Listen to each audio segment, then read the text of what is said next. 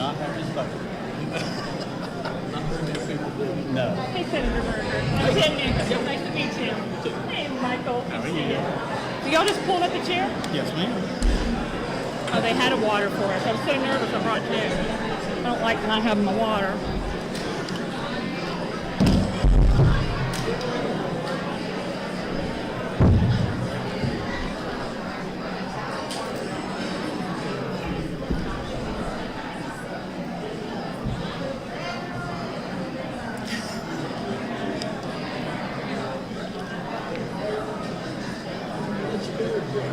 Yeah. We need to get it all nice and turned up.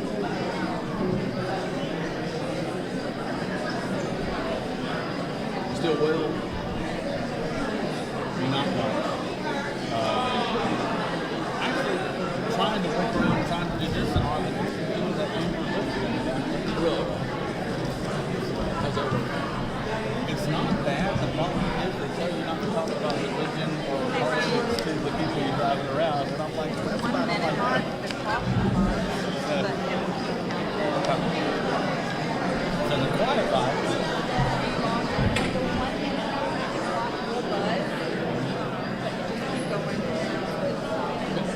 So Don't get scared. It goes like 1 minute, it'll make a beep, Okay. and then it'll keep counting. Okay, and then it makes the final beat. Yes. Can we finish our thought?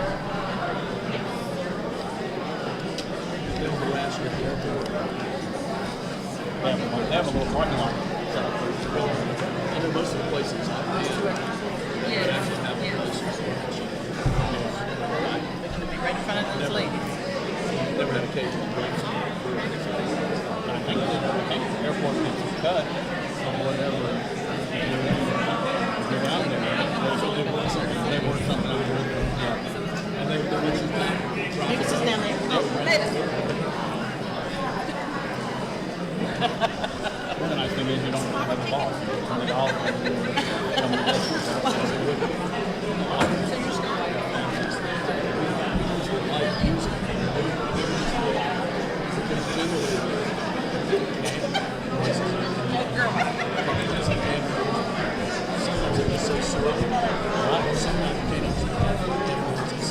Matt, is this one on too? This is this one. So this one's already hot. Okay.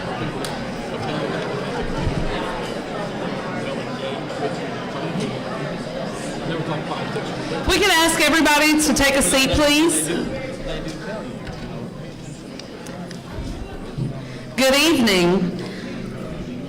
We are so very thankful to be here tonight, and we are going to go ahead and, for the sake of time, and go ahead and get started. I just want to say, first of all, welcome. Thank you all for being here and being so supportive of your candidates, and also being at somewhere that you could be informed about what's going on in your community, and we appreciate that. My name is Diane Sawyer. I'm the president of the Regional Chamber of Commerce, and I want to introduce to you our other partner organizations. So behind me here, I have Mavis Dillon with the Western Rockingham County Chamber of Commerce.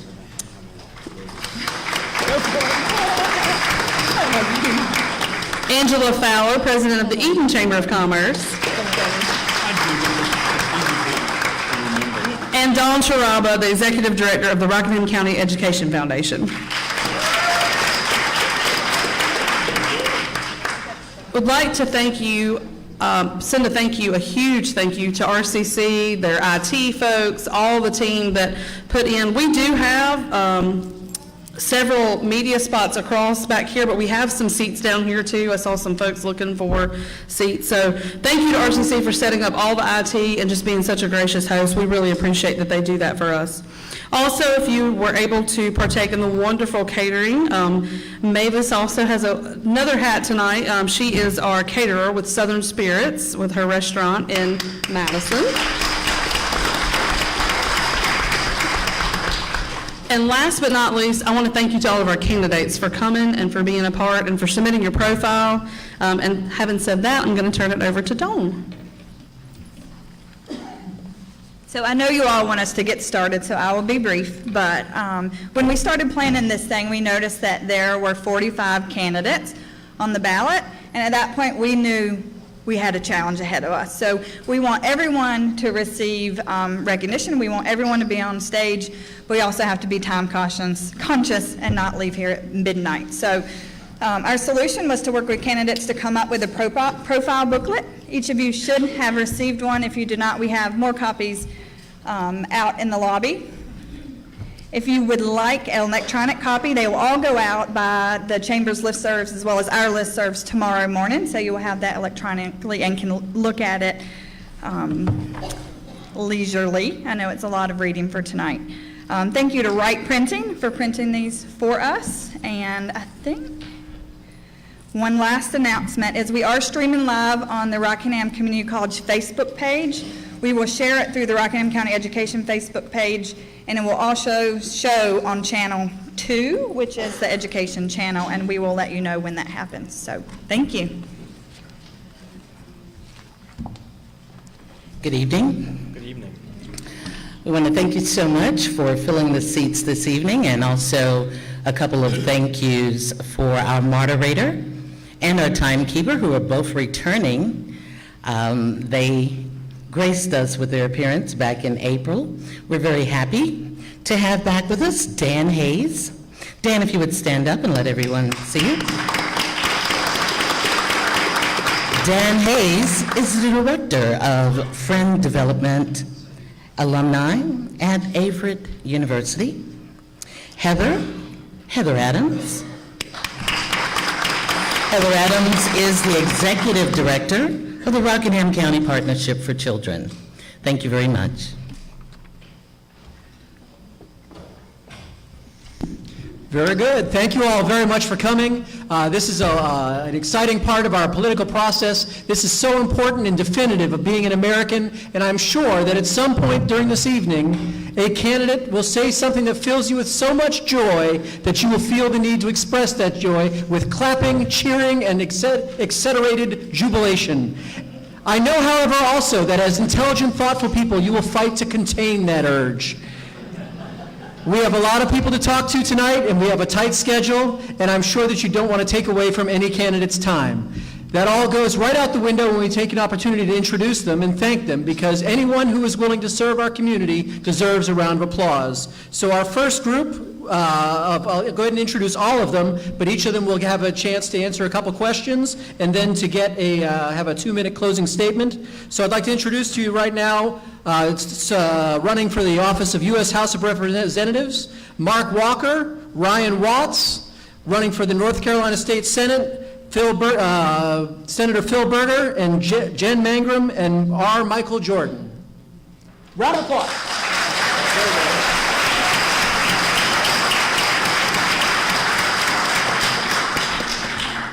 Ryan, you're going to have it easy tonight. Mark Walker could not be here this evening. He had something he needed to take care of. So we have a brief message from Scott Luganbill.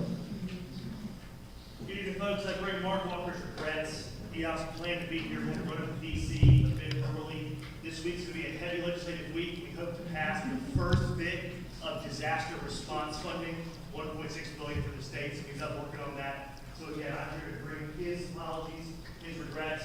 We always love making it to Rockingham County, so many friends and familiar faces up here. So thank you all very much for being involved, being invested on Mark's behalf. I ask for your support in November, certainly your consideration this evening, and thank you all very much.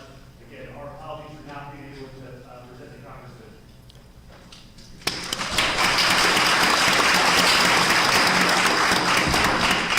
Thank you, Mr. Luganbill. Mr. Watts. Good evening. Good evening. First question for you is, what are the 2 main issues that are critical to your constituents, and how will you be addressing these concerns? Great question.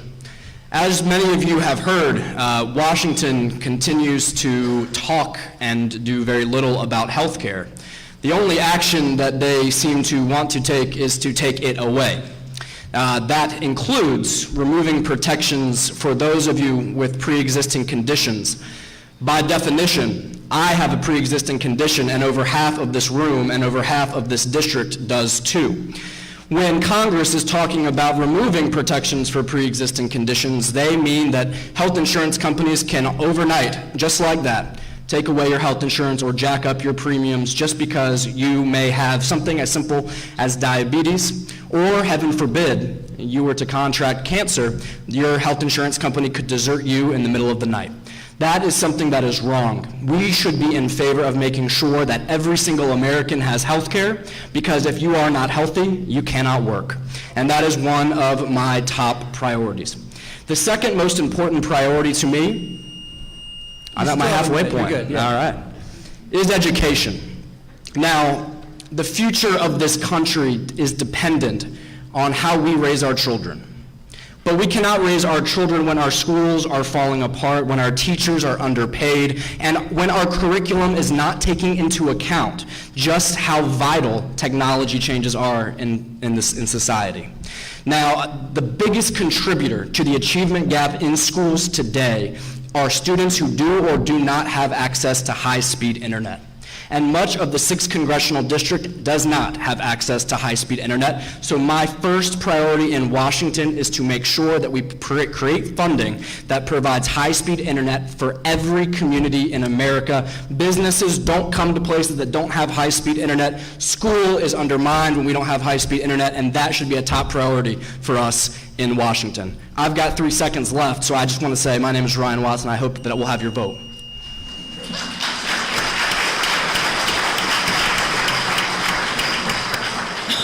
Very good. Thank you very much. How would you protect Social Security for today's seniors and strengthen it for future generations?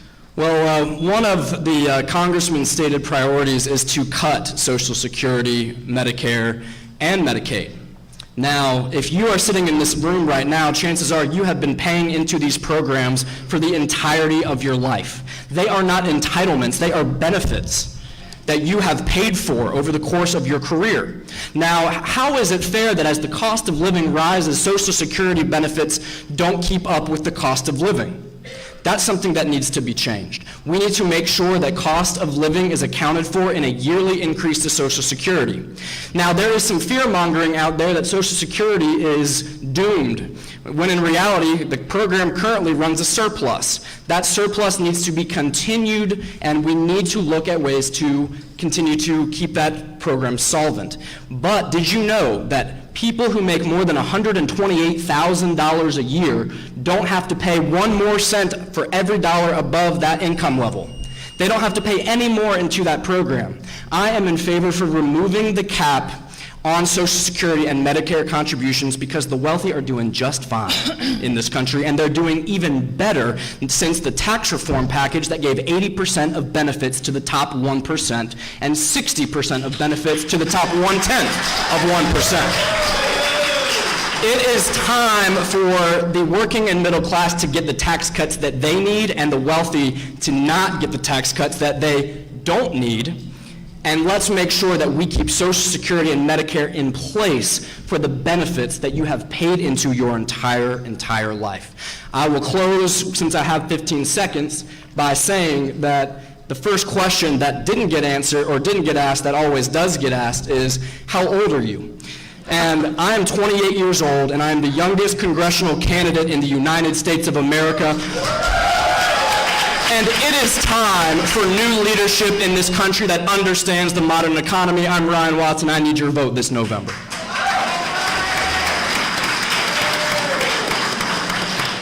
So I did my math real quick, and you guys, the clapping is important, and I know you all really appreciate everything that Mr. Watts had to say, but remember that you took away 7 or 8 of his seconds. So I'll take it. It's fine. But I have good news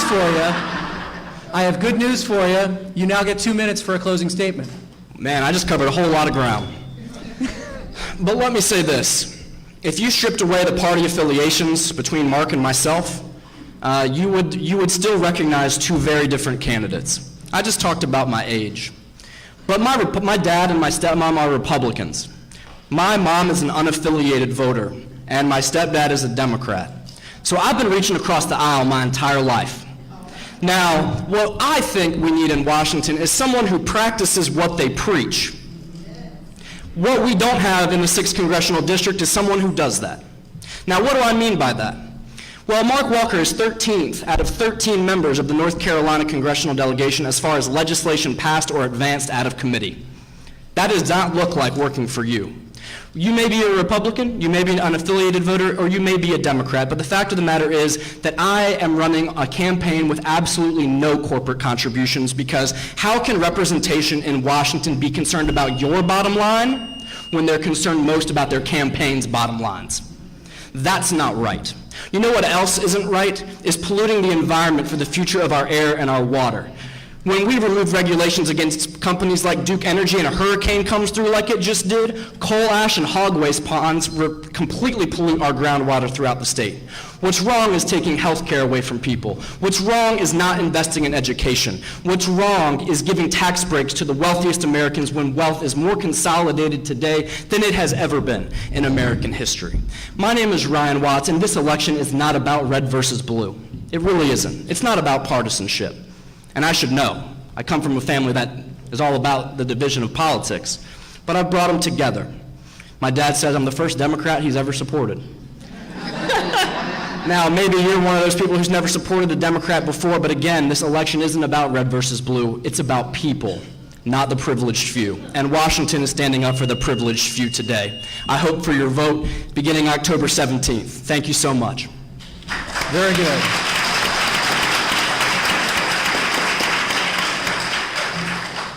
Excellent. Thank you very much. Now you get to take it easy a little bit. Now we can have we'll do another round of applause, if we could, for Senator Phil Berger, Jen Mangrum, and R. Michael Jordan.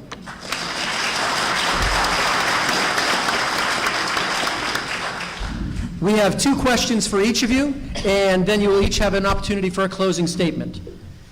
The first question, and we'll start with Senator Berger, is looking ahead 5 years, what do you think we can do now to create a future pipeline of skilled talent in North Carolina? And I'm glad to read it again if you'd like me to. No, that's fine. That's fine, Dan.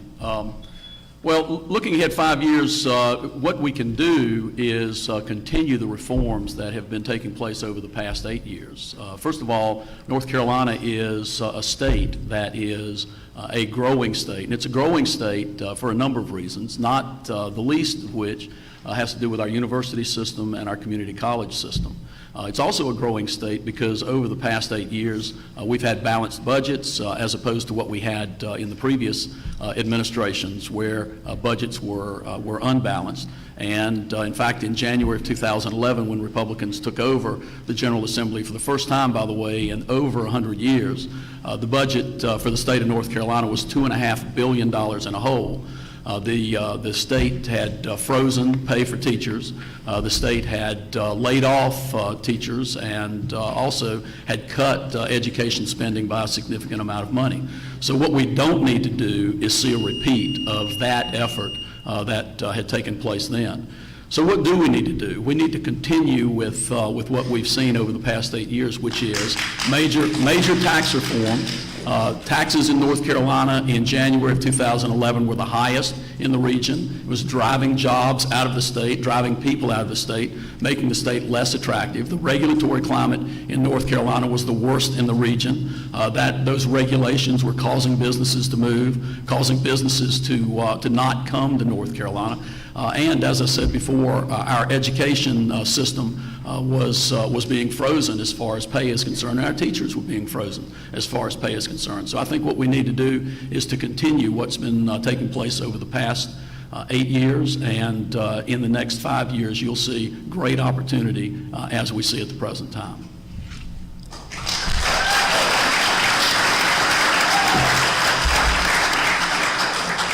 Mr. Jordan, same question. I'll read it again if you'd like me to. Please. Looking ahead 5 years, what do you think we can do now to create a future pipeline of skilled talent in North Carolina? I think we need to do away with a lot of standardized testing. I think teachers are stuck teaching tests instead of students. I think we need to not worry about so much about bringing businesses into this community and work on having our local community and the local jobs build up. We spend a lot of money trying to get somebody to come in here to save the day. We should invest in local businesses instead. We got smart people around here. We just have to not have them teach what Raleigh's telling them to teach. We need to let teachers around here instruct them. That's it. Very good, thank you. Ms. Mangrum, same question, would you like me to read it again? I think I have it. Very good. So I'm a teacher. I've been in public education for 31 years. So I know a little bit about this pipeline to being talented and skilled and ready to work. I really appreciated what Michael said, because testing has taken over schools. And our children are all very different. Some have different preferences, skills, talents. So at the end of that pipeline, there need to be choices, right? So some students will go to a university, some will go to a community college, some will go straight to work, some to the military, some maybe the Peace Corps. And in order to prepare them for that, teachers, parents, families, we're responsible for getting them ready. And how do we do that? We need to invest in education. We need to invest in birth through 12th grade, invest in community colleges, and in the universities. And what's been stopping us is our current leadership. Because of our current leadership, teachers are underpaid, they're ignored when 20,000 show up at the legislative building, they feel like they are not valued or respected. Thank you. You're fine, you can keep going. Okay. You're good. And so what I would do is I would support those teachers and those students so that they come out skilled, which will bring business and opportunity. We have lots of teachers in the audience, a lot of them. And I want to recognize Nashonda Cook, who was on the cover of Time magazine, and she's over there in the corner. She's from Raleigh. Thank you, Nashonda. That says respect to me. That says, Time magazine said, North Carolina, why are your teachers unhappy? I know they're unhappy, and I know that we can do a lot of things to make it better. And so if when I win, what I really want to do is fund education, again, birth to 12th, build up our community colleges and our universities, which, by the way, are magnificent, but have been cut and cut and cut, and I work in a university and I know that. We are not the state we used to be in terms of education, not at all, and we need to change that.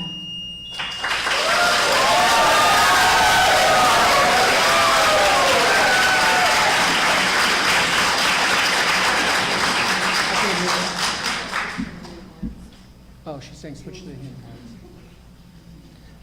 Very good, thank you. If it's okay, I'd like to start with you this time, Ms. Mangrum. Sure. Very good. The next question is, what will you do to deepen the relationship between Rockingham County and the General Assembly, especially concerning issues such as the I-785 and the 140 water issue? Could you read it again? That's a long one. That is a long one. What will you do to deepen the relationship between Rockingham County and the General Assembly, especially concerning issues such as I-785 and the 140 water issue? Thank you. All of you and I have been in Senator Berger's district for 18 years. He has represented me for 18 years, 9 terms. And what have we gotten in our 18 years? We've gotten Miller Brewing that walked out. Ball Corporation walked out. We have 39,000 tons of coal ash in our river. We don't have Medicaid, which not only would give more people access to health care, it would also lower premiums for people. It would bring health care to people who need it. I have a young man who's working with me, works part-time as a freelance and also teaches his daughter. His wife is a dental hygienist, and they can't afford health care, and that's not right. I'm ready for change. I don't know about you, but in order for us to build a relationship between Rockingham County and the General Assembly, we need someone who likes people, who wants to connect with people, all people, Republicans, Democrats, unaffiliated, and we need to say we need to work together because North Carolina needs to serve all people, and we can do it. We can organize ourselves so that it's a win-win. Doesn't matter, a win-win-win with our libertarian here. I think if you want a better relationship with the General Assembly, and I happen to know that according to a poll we did, 45% of people are not happy with Raleigh. They disapprove of what's going on. 45%, and a big percent didn't even know what was going on, so I don't know where they've been. But if you want change, you have to send someone new. If you want change, you need new ideas. Oh, and I was looking at the program. If you look at my word cloud and Senator Berger's word cloud, that says how we differ. And I think that you need someone like me with compassion and common sense in the General Assembly.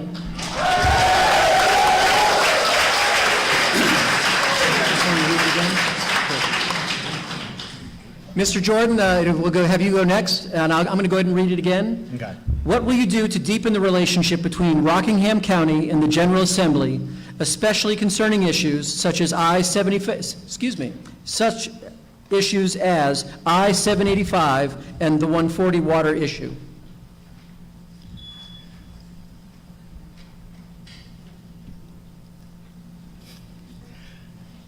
Everybody here, for the most part, is either a red or a blue, and there's like a couple yellows right there.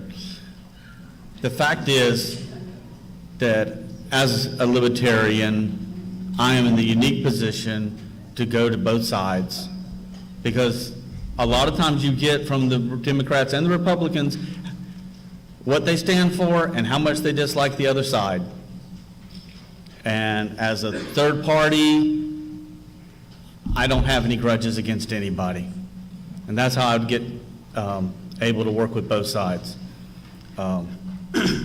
We need clean water, so I don't think anybody in this room would argue with that.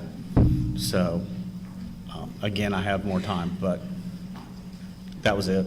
Okay, very good. Give you a second. So, Senator Berger, it's the same question to you. Would you like me to reread it again? I'd like for you to read Yes, it. I'm glad Yes. to. What will you do to deepen the relationship between Rockingham County and the General Assembly, especially concerning issues such as I-785 and the 140 water issue? So you finally asked the question correctly, because it's I-785. I-75, Ms. Mangrum, is not in the district. I-785 proposed is in the district. If someone is going to help the district, they should know something about the district. 18 years I've represented this district in the General Assembly, and over those 18 years, I've done a great deal, and the General Assembly has done a great deal. The other issue is the 1,4-dioxin issue, which has to do with the discharges from the Reedsville wastewater treatment plant, which are discharges that are the result of certain industrial users here in Rockingham County. I've been working on that issue with the mayor and the city of Reedsville and with Unify and the industries that are here in Rockingham County. Again, the first thing you need to understand is something about the people and the places in a district if you expect to represent the district.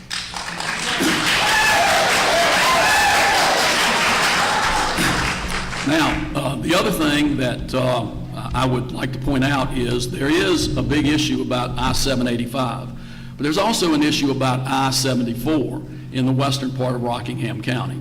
US 220 needs to be upgraded to interstate standards so that we have an interstate that gets us all the way to the airport. I-785 needs to be upgraded to interstate standards so that we have an interstate in the eastern part of Rockingham County that will allow our commerce to get through Rockingham County, but to and from Rockingham County as well. Both of those projects are well on the way, primarily because of the work that Republicans have been doing in the General Assembly to get the budget straightened out, because you can't spend money on anything if you run a deficit.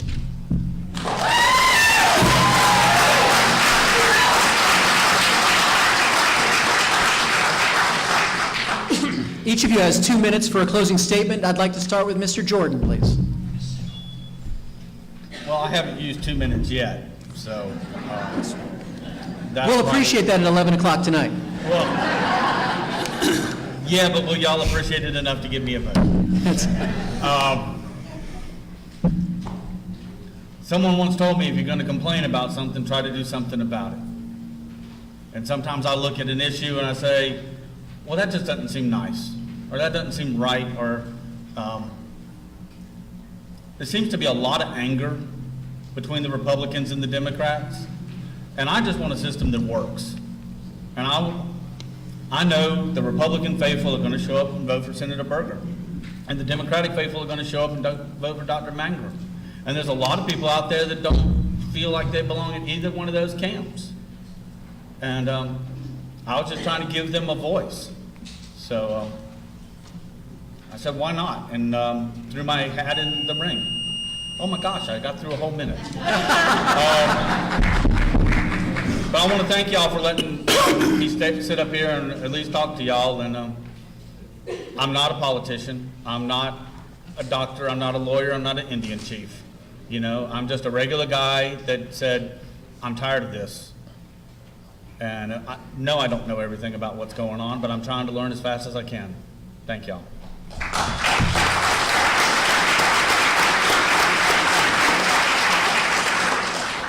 Senator Berger, 2 minutes for a closing statement. Thank you. First of all, I want to thank the Chambers and the Regional Area Foundation Educational Foundation for sponsoring the forum. It's important. As I mentioned to the press before we got started, you know, every 2 years, every member of the General Assembly is up for approval or disapproval by the voters. That's the way our system works. I talk to people in other states, and in some states it's 4 years. I think it's important that every 2 years you have the opportunity to decide who you want to represent you. I know you take that seriously. You wouldn't be here if you didn't. Almost 40 years ago, my wife Pat and I and our 2 children moved to Rockingham County for me to start a career at a law firm and for us to raise our boys. Since then, we've had another child. All 3 of my children have grown up here in Rockingham County, have attended the public schools of Rockingham County, and have gone on to college. They got a good preparation here, but the preparation was not just the preparation and education they got in the school system. It was the preparation and the education they got with the people of Rockingham County, good, conservative, God-fearing people. And those folks are the people that we relied on to help us raise our family. And I would say they did a pretty good job of that. Now, I am a pro-Second Amendment Republican. I am an anti-abortion Republican. I am someone, I believe that we need to balance our budget, and I believe that jobs are created in the private sector. Ultimately, prosperity is created and grows in the private sector because that's where the money comes from for us to do all the things that we need to do in public. I appreciate the votes I've received in the past, and I ask you for your vote this time. Thank you.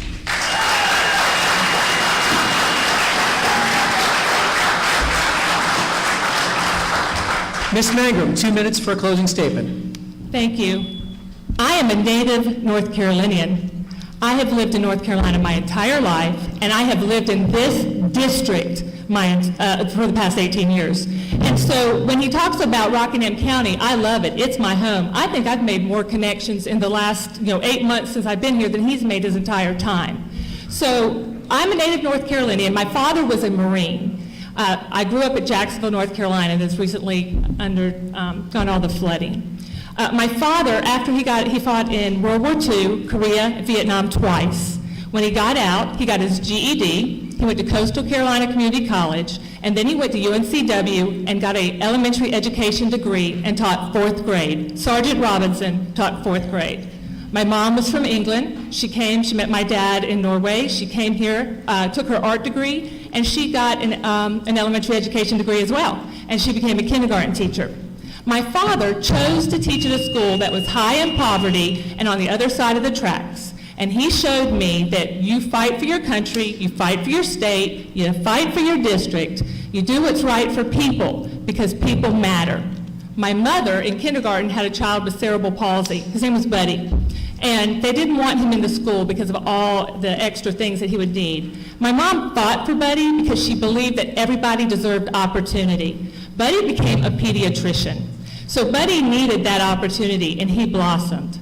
I love this district. I love these people. I know that I can represent you because you know what? We're more than Rockingham County. We're North Carolina, but we're also Caswell County, Stokes County, a big chunk of Surrey. And we've got beautiful resources across the entire district.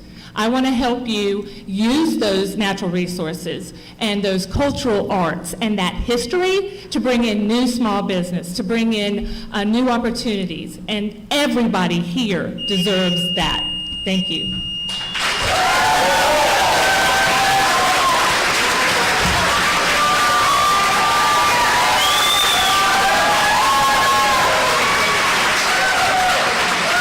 All right, we're going to go ahead and transition to the next group. We're going to ask you not to go anywhere, but we need the representatives for the candidates for State House District 65 and 91 to come up. But if we could have another round of applause for Ryan Watts, Senator Phil Berger, Michael Jordan, and Jennifer Mangrum.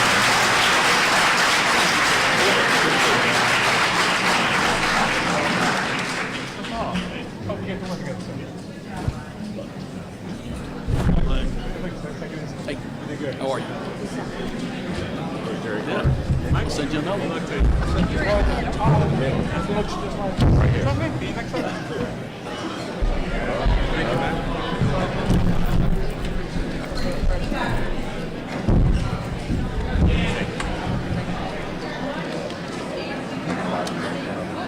What?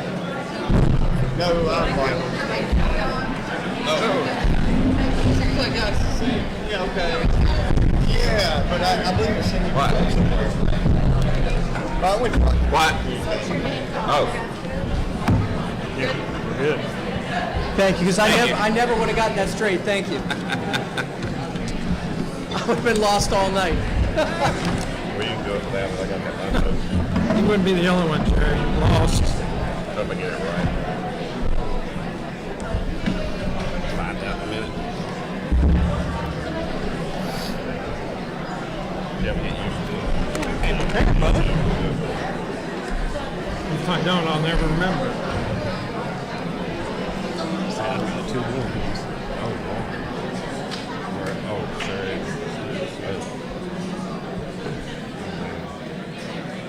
It'd be nice if they could give you the answer questions up front of it.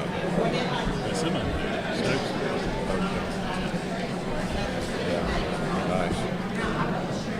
But don't.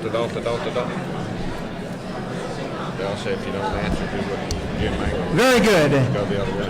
As residents of Rockingham County, I'm sure you're all aware that one of the lines for the representation of your district runs right down the middle. So we have two sets of candidates today, as some of you can vote for some of them and some of you can vote for the other.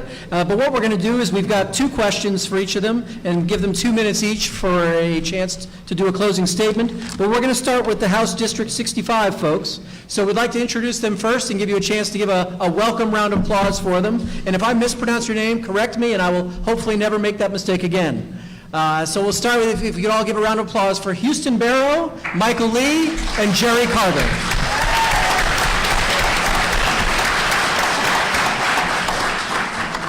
Thank you all for your willingness to serve. The first question we've got is, how would you support job growth, new business development, and increased employment to build a vibrant local economy? Mr. Barrow, I'd like to start with you, and I'm glad to read it again since I tripped over it. You can. I'll do it again.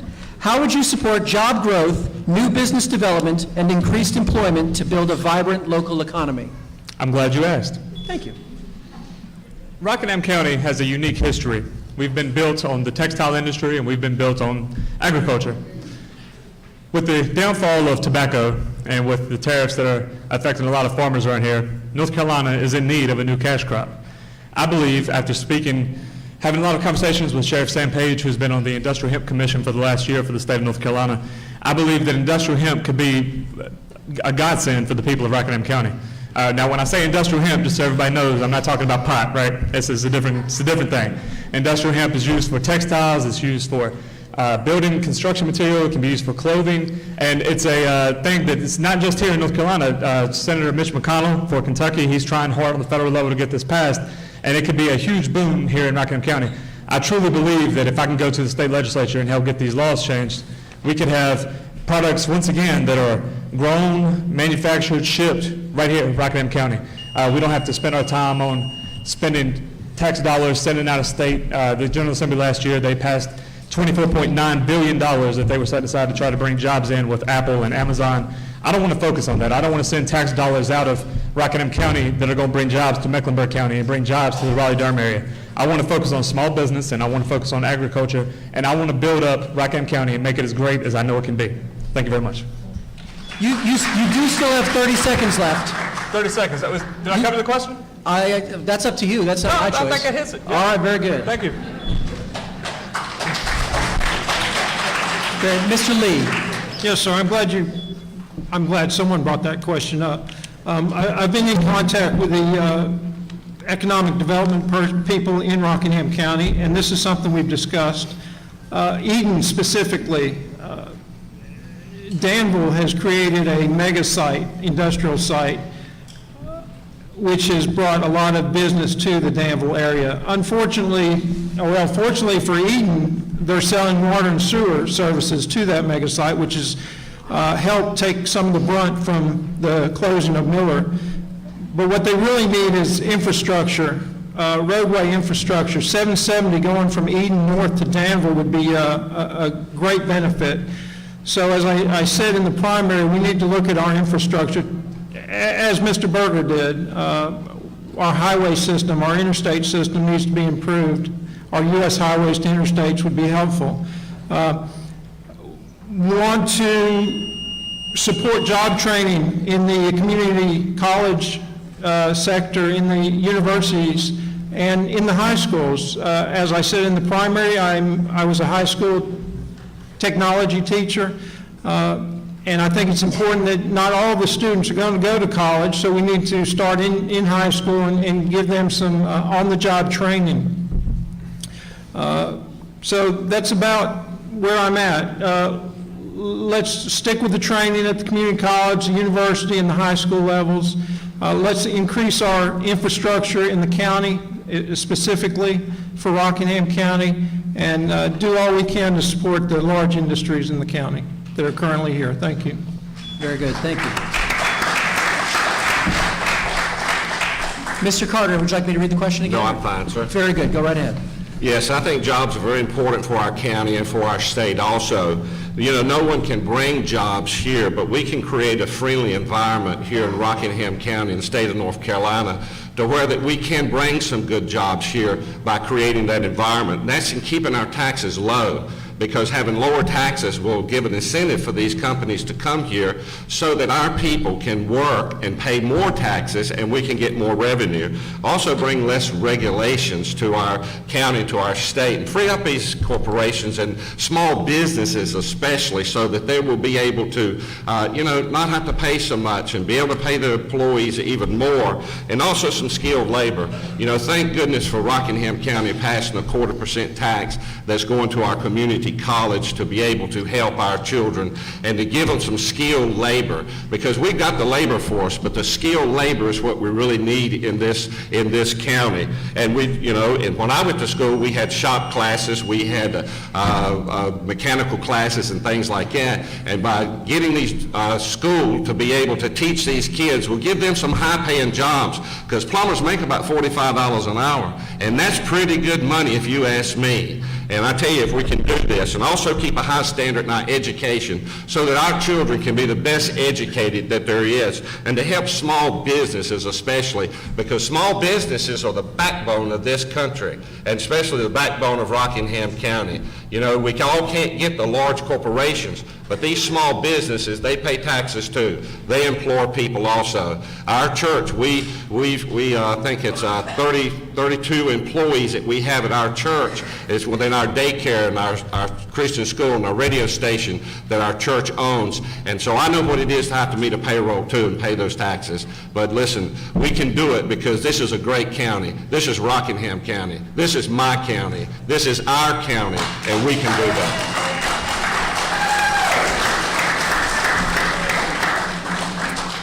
Thank you. Second question, we'll start with Mr. Lee. Yes, sir. Concerning the Medicaid issues in North Carolina, do you favor traditional form and/or expansion? What alternatives do you have if you do not favor traditional form and/or expansion? You all right? Sorry. Yep. Thank you. Medicaid is one of my strong stance that I have. I do believe and support expansion in the Medicaid system. Currently, 500,000 North Carolinians who could be covered are denied. They could be covered if we had expansion. $5 billion in federal funds is forfeited by the state legislature every year. Bringing these tax dollars home could pay 90% of expanded Medicaid for the state. Not expanding Medicaid has cost Rockingham County an estimated $75 million. Throughout the state, it has caused some hospitals to close. We saw that with Moorhead Hospital almost closing until University of North Carolina came in and bought them. Not expending Medicaid has cost Rockingham County $48 million in much-needed economic growth. Expansion would produce $55 million in growth, so the county could collect $770,000 more in tax dollars. So there's no question Medicaid expansion is the way to go, and that's what we need to do in the state of North Carolina. Thank you.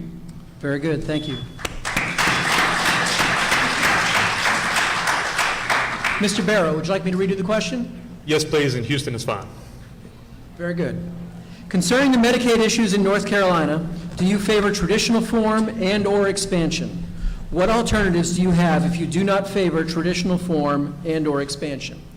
So when we talk about health care, usually it's based around health insurance, right? That's what we're talking about now is the Medicare. So let me just take a quick poll here. Raise your hand if you do not have health insurance. Is anybody surprised? I don't have health insurance. I don't have health insurance because I'm a 33-year-old man. I pay my penalty every year. I'm healthy. I don't need health insurance. If we expanded Medicaid, it does several things. One, it makes me compete for services against children that are disabled, children that are blind, people that really need help. That's what you do when you introduce all these new people that are going to come into the system. You have people like me taken away from people that really need it. Also, Mike talked about all the benefits that could have came to Rockingham County. You know, there's no such thing as a free meal, ladies and gentlemen. We have the $26 trillion national debt, and that's where that money's coming from. It's not, you know, just a gift. This money is coming from somewhere, and it's coming from taxpayers. So I do not favor expanding Medicaid in North Carolina, but what I would like to do is I would like to do things that are going to help drive down prices. I would like to end certificate of need laws in North Carolina. In case you don't know, certificate of need is if I have a business, if I'm a doctor and I want to have an MRI machine, I have to get permission from the state of North Carolina before I can have an MRI machine in my company. That's ridiculous. It's too much oversight by the government. It drives up prices because when you restrict supply, you drive up prices. Also, I'm studying to be a dental hygienist. Occupational licensing is used as a way to limit supply of services. I want people to be able to practice within the full scope of their education. I'm being trained right now how to give local anesthetic. You're not allowed to do that in the state of North Carolina if you're a dental hygienist. What does that do? When you restrict the supply, you drive up prices. There are tons of ways we can make health care cheaper for the people of Rockingham County without trying to make me compete with children that need help by expanding Medicaid. Thank you very much.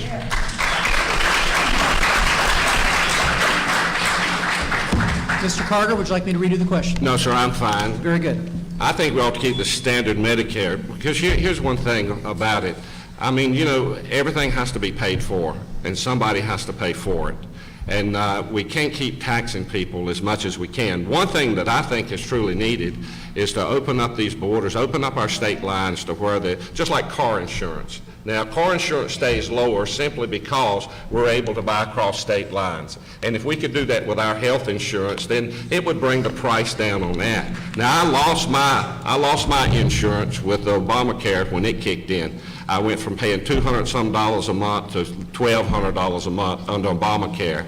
And so it forced me into the VA system, which to me was a blessing in disguise, to be honest with you, because I am a veteran and they've been able to help me tremendously. And the VA system is a great system if you ever have to be in it to be able to go there. But if we will just look across the state lines and help us in that. But let me say this, because we need to get the places in the community involved in it. Senator Berger did a great thing. He kept the free clinic here in Rockingham County open for 1 year because he was able to get that money for our city.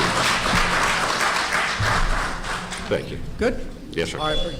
Now each of you will have 2 minutes to do a closing statement, and we'd like to start with you, Mr. Carter, if that's okay. Yes, sir, that's fine. Wonderful. Thank you very much. Well, I'm Jerry Carter.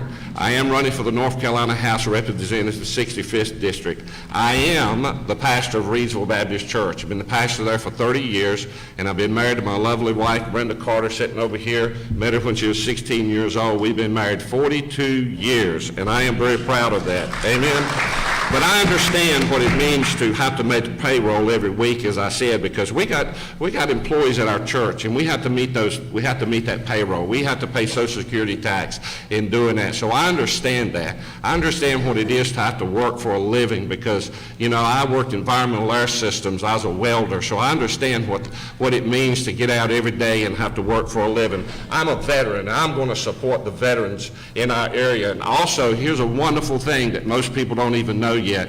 In Rockingham County, here in Reedsville, I've been working with a lady by the name of Brenda Williams, and she used to work for Donald Rumsfeld, and she wants to build a Veterans Park here in Rockingham County, and I've been working with her, and hopefully we'll get this done. She's got 100 acres of land she's going to donate. She's going to build 100 houses in there and put a resource center to be able to retrain some vets that are coming through. So this is going to be a wonderful thing for Rockingham County. Thank you. Very good. So thank you all very much. Let's have another round. Oh, no, sorry. You're all out of luck. I got 2 minutes, brother. Very good. Well, so does Mr. Lee, too, but I think we'll go with you next, Houston, if that's okay. God bless you. Ladies and gentlemen, I appreciate everybody coming out tonight. I'd like to thank the Chamber of Commerce's and the Rockingham County Educational Foundation for hosting this. I appreciate everybody that came out. I appreciate everybody that's watching on Facebook. And to be honest with you, the majority of the people here tonight are not the people that I'm targeting with my campaign. There are a lot of political pundits on each side that are going to vote Democrat and they're going to vote Republican, and that's fine. I don't have a problem with that. But there are a whole lot of people that leaves. There are a lot of people that are disgusted with the two-party system. There are a lot of people that are disgusted with the way things have been in Rockingham County. I've lived here my entire life. I'm 33 years old. And I've lived and experienced all the jobs that are left. I've seen the toll that it's taken on people's families. And my entire life, I've heard people talk trash about how bad Rockingham County is and how Eden sucks and Reedsville sucks and all this sort of nonsense. And I've been all over the world. I've lived in Japan. I've lived in the UK as a professional wrestler. And there's no place I would rather be. There's a reason I'm here. And I believe that we can truly make a real change. I don't mean a change a little bit to the left or a little bit to the right. There's a real change that can be made in Rockingham County. And Mike Lee and Jerry Carter, they're both nice guys, and I don't have anything bad to say about either one of them. But one of them is 63, as Jerry pointed out to me, and Mike Lee is 59, is that correct? 58. 58, my mistake? We may be old, but we got maturity. And that's exactly what we'll get, a 58-year-old and a 63-year-old. And we need real change. We don't need a little change to the left or a little change to the right. We need real change in Rockingham County. And I ask each and every one of you to please support me. Please vote for me on November 6th. Thank you very much.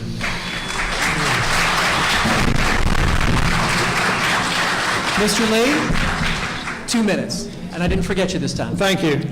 First, I want to thank the chambers and the foundations and for you all for coming tonight. I've known Jerry and Houston since January, and they're both good people, just like Houston has mentioned. In addition to my service as a military policeman in the Army, I have over 30 years' experience in state and local governments. I've been working as a deputy sheriff, a North Carolina state trooper, firefighter, EMT, community college instructor, and in 2012 I retired professionally as a fire chief in the city of Lincolnton. After retirement 5.5 years ago, I spent a short time as a high school instructor, as I mentioned earlier, a probation parole officer, and currently I work at the University of North Carolina at Greensboro as a transportation and parking enforcement manager.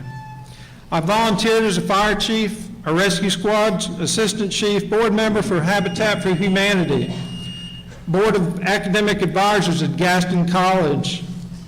I currently am on the Rockingham County Planning Board. When I'm elected to represent the citizens at the state level, I'd like to focus on education, public safety, and the economy. Having volunteered as a parent teaching in our school system, I've gained insight into what our schools need to be safer and more academically and socially proficient. With more than 12 years as state law enforcement officer and 30 years as a firefighter EMT, I understand public safety firsthand. I dedicated the last 35 years to the citizens of North Carolina. And it's my desire to continue my service at the state level as your representative in District 65. Thank you. Very good. So again, one more round of applause for Houston Barrow, Michael Lee, and Jerry Carter.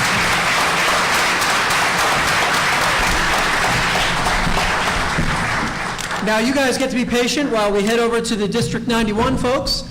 We've got Representative Kyle Hall and Michael Booth. Please, a round of applause for them.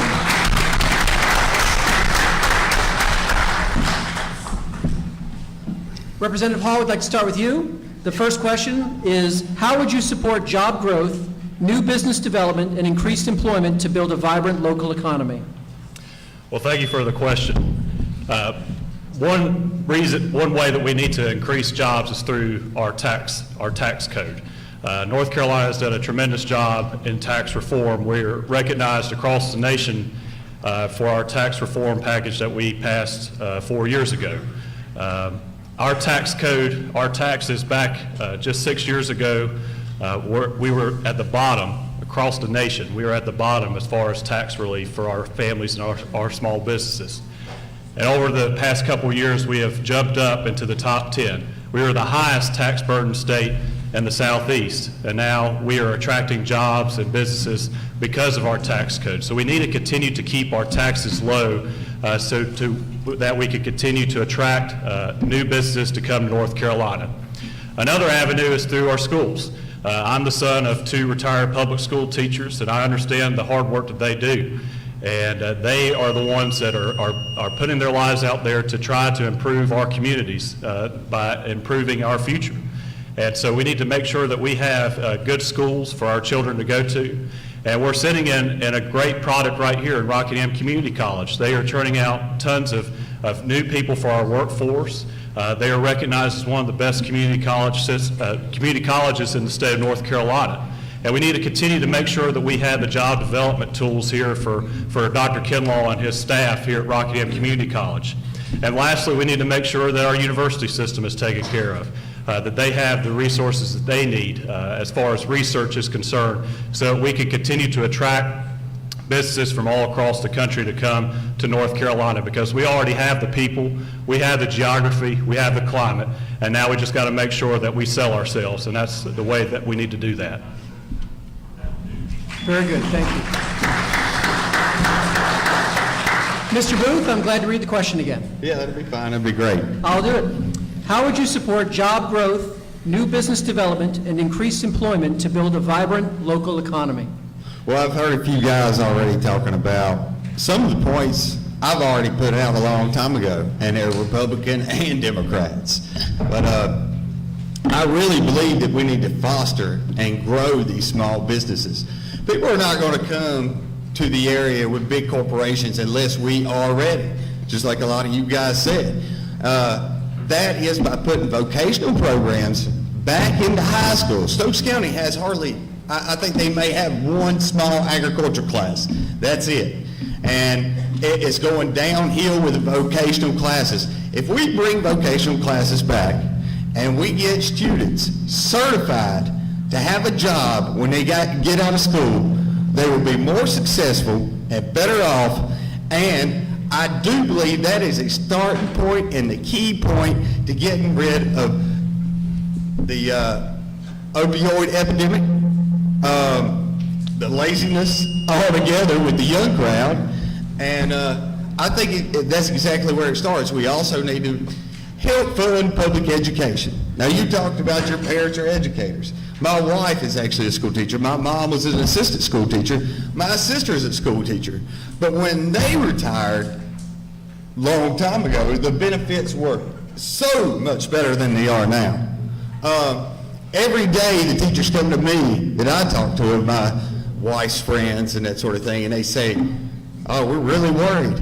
Well, I was saying, it's really great. It's a funny thing how you're putting a lot of stock into charter schools and privatizing education when public education is the one that's taking the hit. But more than that, we do need to train our children in school so they're ready to work when they leave.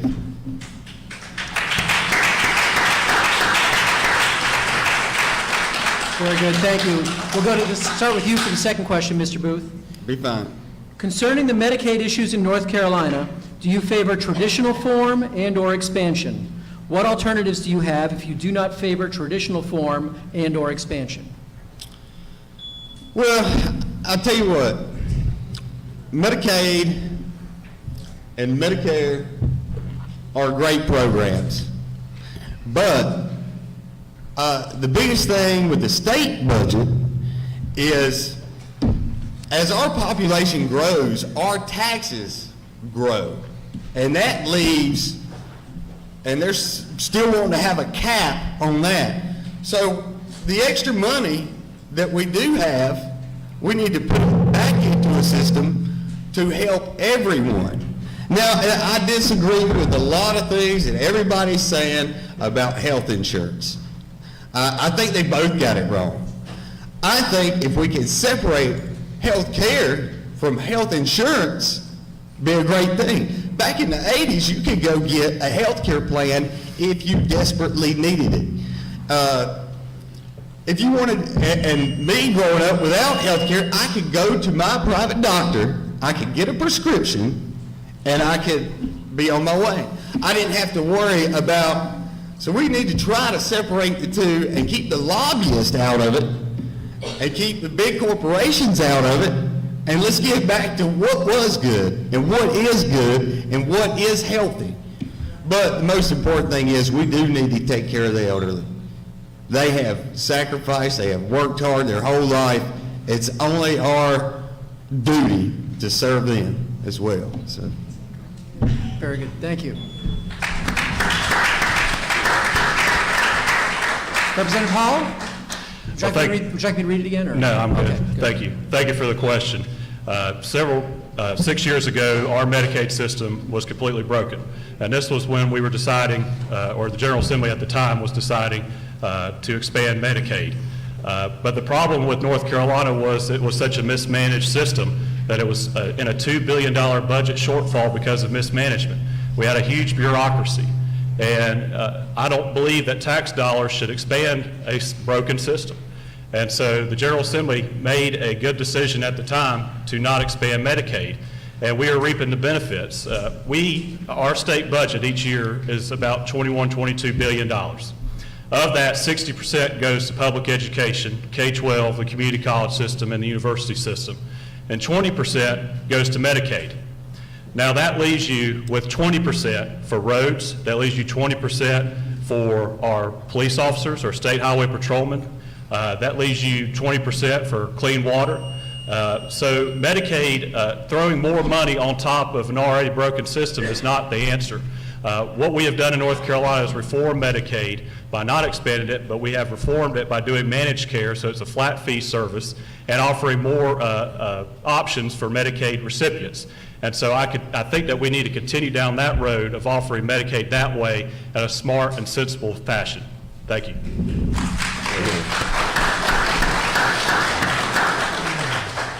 And we'll start with you for a 2-minute closing statement, Mr. Hall. Well, thank you all. Thank you to our Chambers of Commerce, Eden, Reidsville, and the Western Rockingham Chamber. Thank you to Rockingham Community College for hosting us here and for the Rockingham County Education Foundation. It has been an honor and a privilege to serve the 91st District for the past 3 years.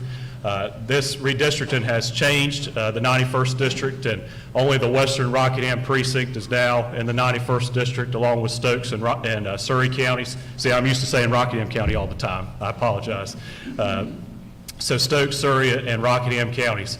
And over the past 3 years, I've worked very hard for the 91st District. I am the first freshman legislator in over a decade to chair a committee, which is the Agriculture Appropriations Committee, and the Agriculture and Forestry Study Commission, which is a private-public commission.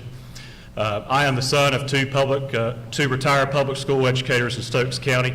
Grew up in our Stokes County public schools and went to community college, then got my bachelor's degree from UNC Chapel Hill.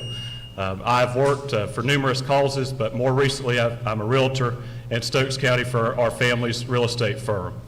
I am committed to life, liberty, and the pursuit of happiness. That government is meant to adhere to those three principles. I believe government should respect each and every individual life, both born and unborn. That the government is not meant to get in the way, rather the government is meant to get out of the way. And that government does not guarantee happiness. Rather, government guarantees you to go out and pursue your own happiness through providing good schools, through providing good roads, good infrastructure. And that's what I'm committed to doing each and every day that I serve you in the North Carolina House. And I would appreciate your support this November. Thank you.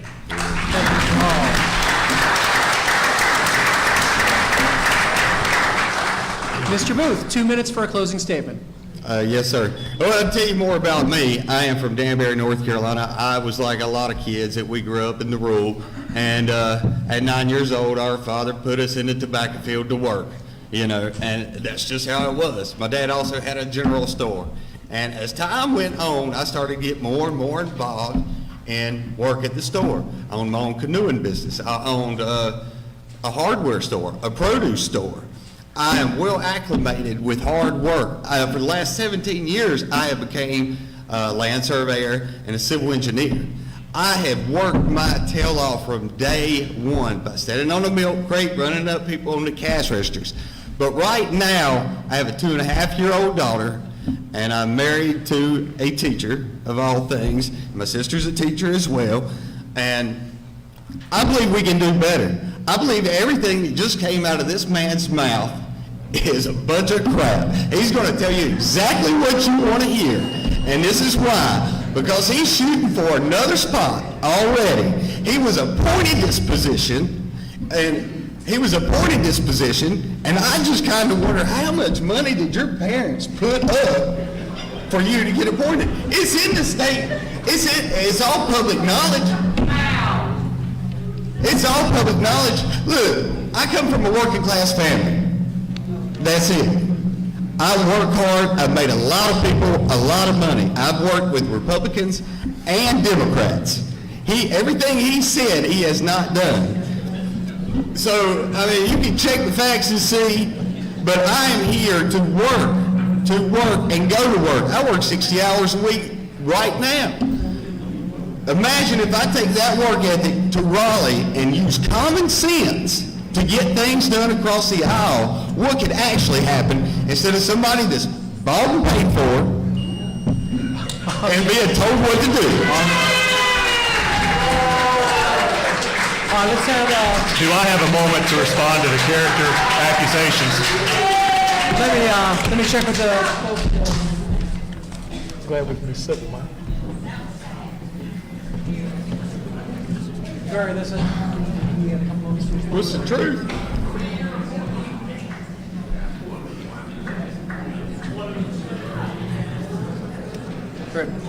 Not at this point. I'm sorry. Well, that's sad because what he just said was complete false. That's okay. But at this time, that was his closing statement. So it's, so if we could all, regardless of what anybody's status or stance is, we need to remember that all of these people deserve our respect because they're all willing to run for public office. So if we could have another round of applause for Houston Barrow, Michael Lee, Jerry Carter, Representative Hall, and Michael Booth. While we're getting off stage, it's facebook.com/elect-H-Barrow.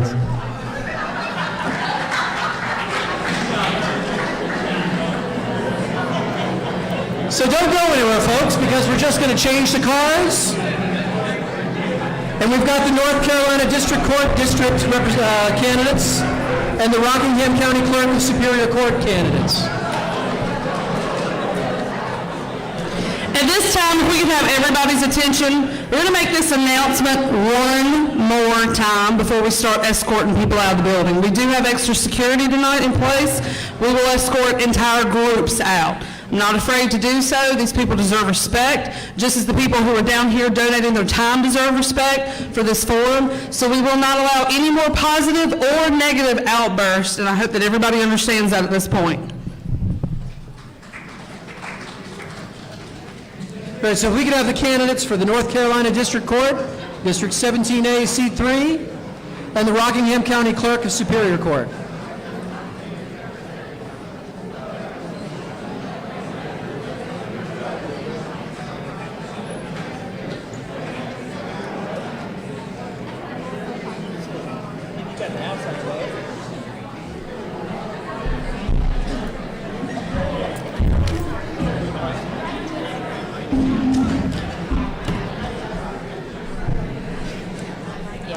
Thank you. We're going to start right up.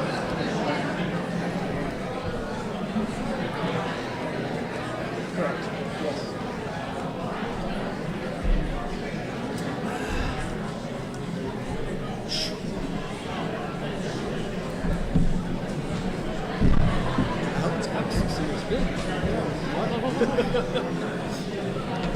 Doing all right tonight. Doing great. How are you doing, Mike? Pretty good. That's good.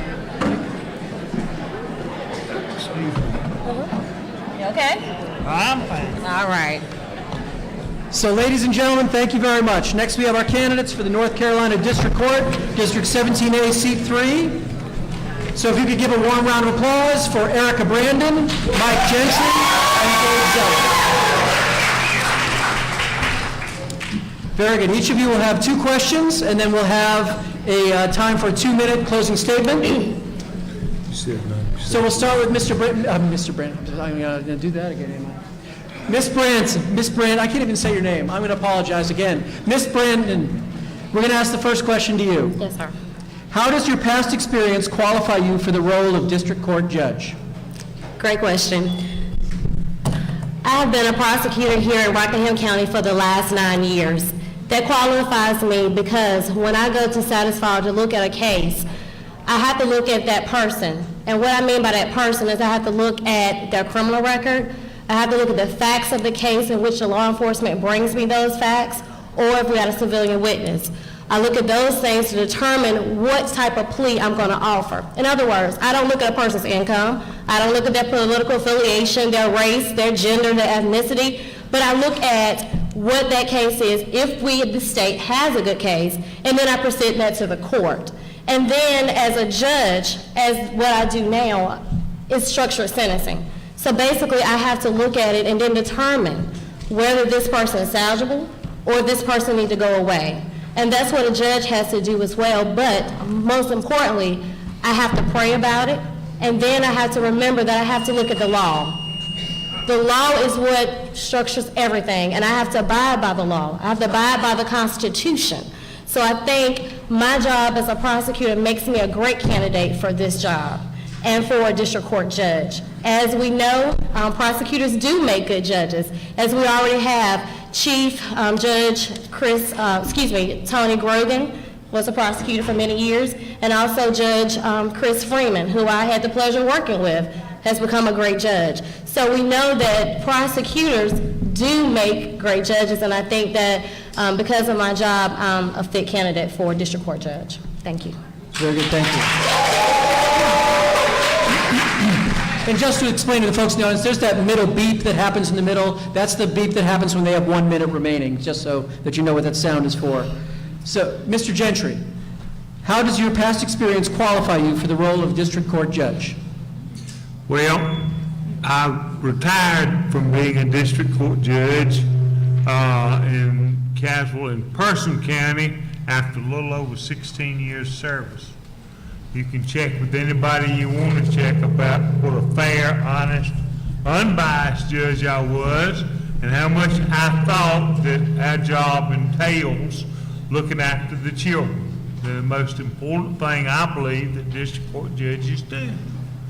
You want to look after the children, and since I got plenty of time, a lot of prayers, a lot of tears last Friday. My wife and I of 51 years, got custody, guardianship, which is more better, of our two great-granddaughters. You can read about them in the little flyer that you've got.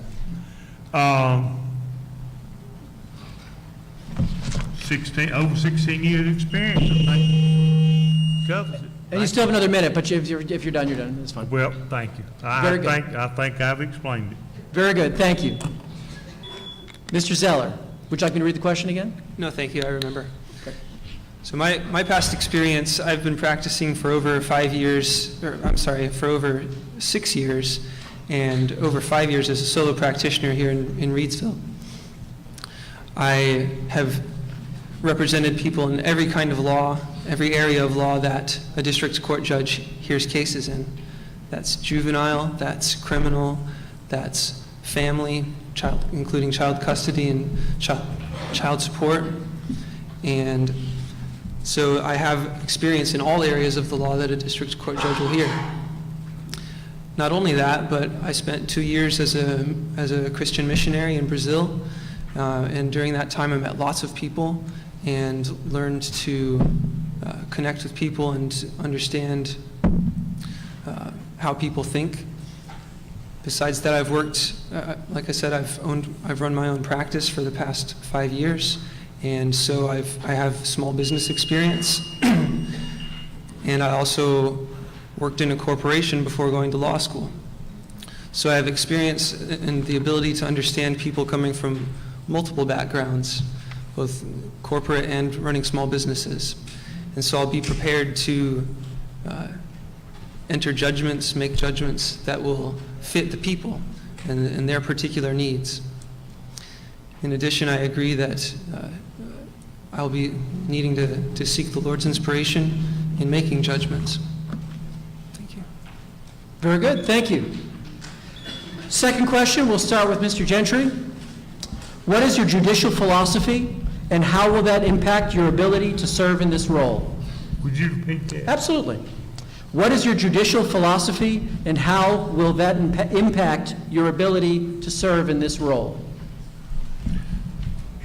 My philosophy would be to always be fair and unbiased to the defendants that are in front of me and ensure that the state proves the case against them. We are presumed innocent in our society, and I intend to keep it that way if reelected. Also, I think honesty is very important.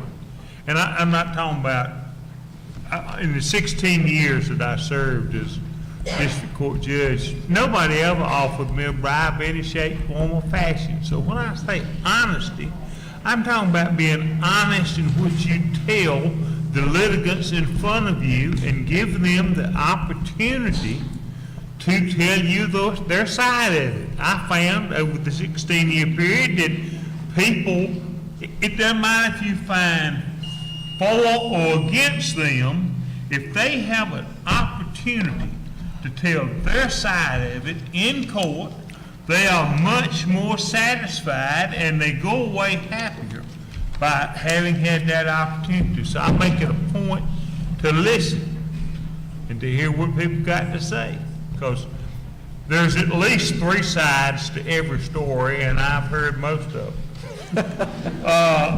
Now, my real philosophy, and I've emphasized this a lot, we need to look after our children. I used to announce in court that we're here just to look after the old people and the children.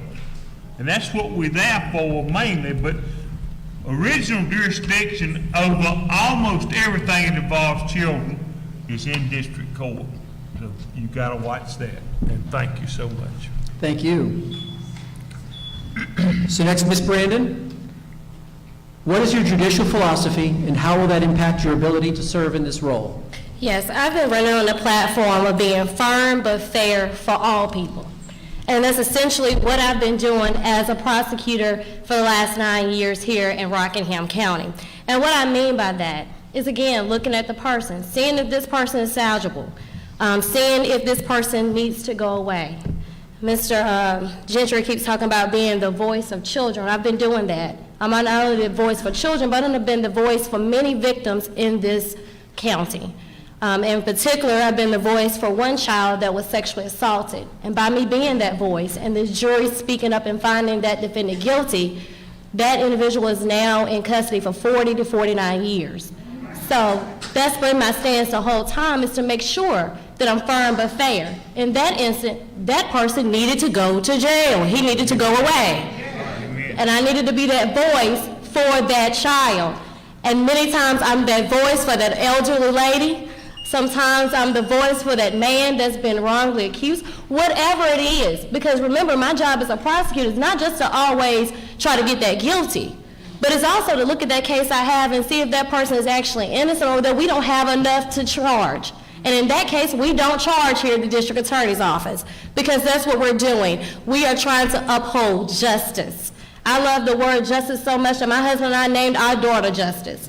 And that's what I'm trying to do, is promote justice, because that's what's needed. Thank you. Thank you. Mr. Zeller, what is your judicial philosophy, and how will that impact your ability to serve in this role? Thank you. Well, I agree with Mr. Gentry that fairness and integrity are ideals that I strive for already in my practice, and they will be part of my judicial philosophy. I believe in not making law from the bench, but in allowing the General Assembly to do its job and make the laws, and then to administer those laws as they were written. Many of our juvenile and family laws look to the best interests of the children. That's the standard. I have experience doing that. I have served as guardian ad litem in multiple cases, also for both children and for the elderly, for people who are considered possibly to be incompetent. So I have experience looking at, as a guardian ad litem, looking at both sides and trying to determine what is best for a particular individual. And that will be part of my philosophy as well, looking at both sides and determining what's true and making a decision based on the law and on the facts, not based on party politics. I believe in justice too. I say justice is my party because I'm running as an independent. Justice is my party and the Constitution is my platform. Thank you. Very good, thank you. Each of you have 2 minutes to do a closing statement.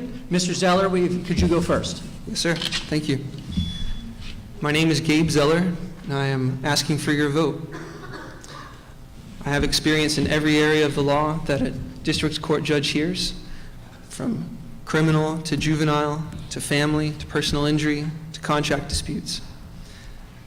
I'm the candidate who's best prepared for all the areas of the law who can finish out the full term.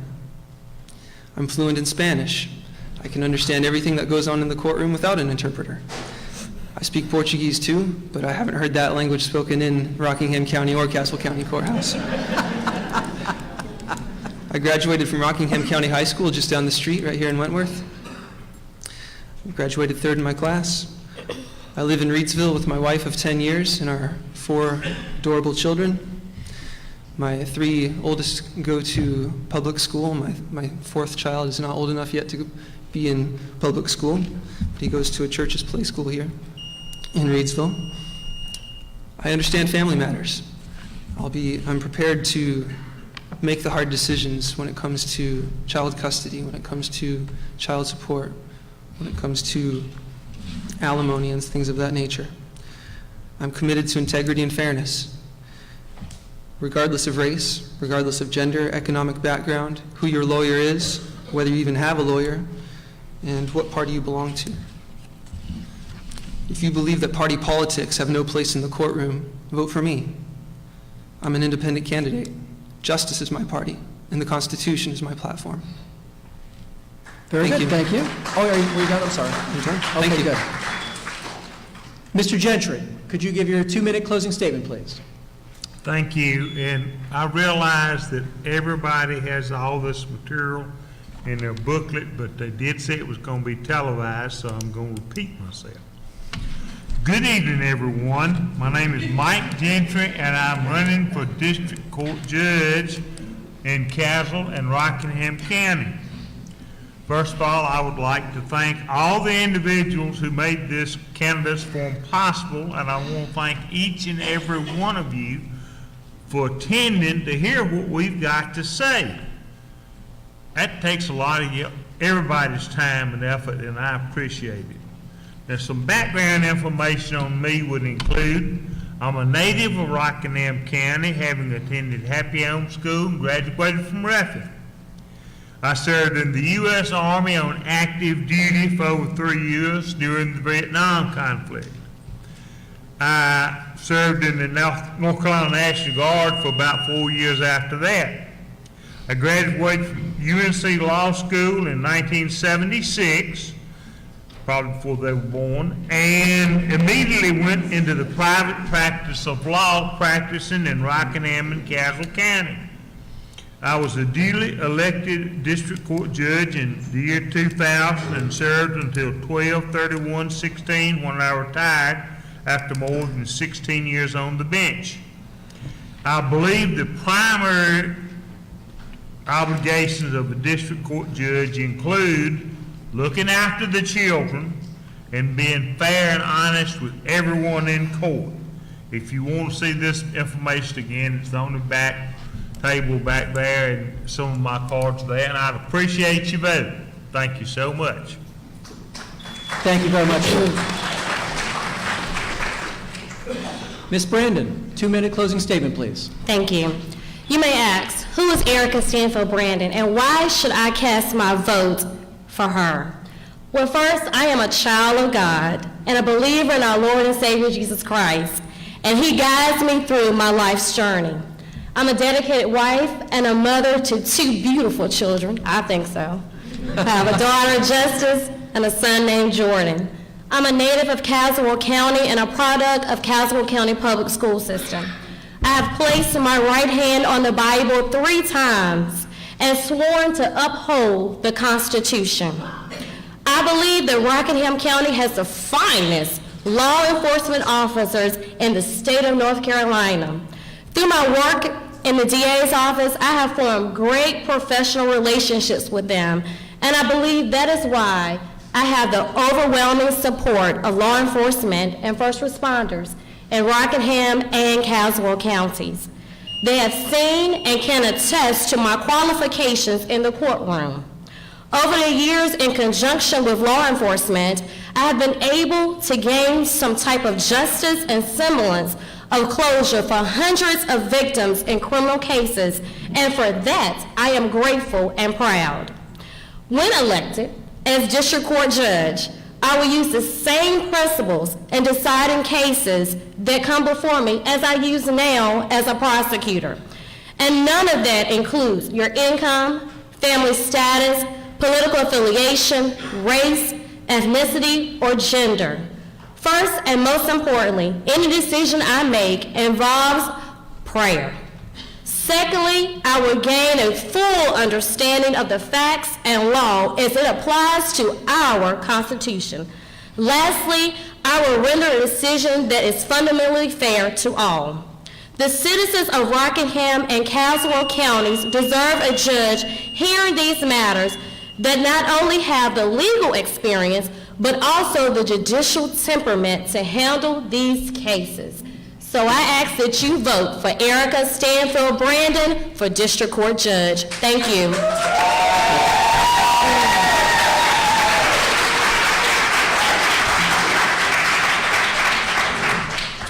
Now we have some gentlemen on the other side.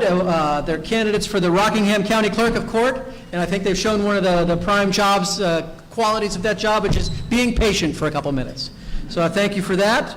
We'd like to start with I would like to give a warm round of applause first for Mr. Joseph Irving and Mr. Mark Pegram. Did I say your name correctly? Very good. Pegram? Pegram. Very. I'll get better. So we'll start with you, Mr. Irving. Yes. What are the duties and qualifications for the County Clerk of Court? What experience do you have to fulfill these duties?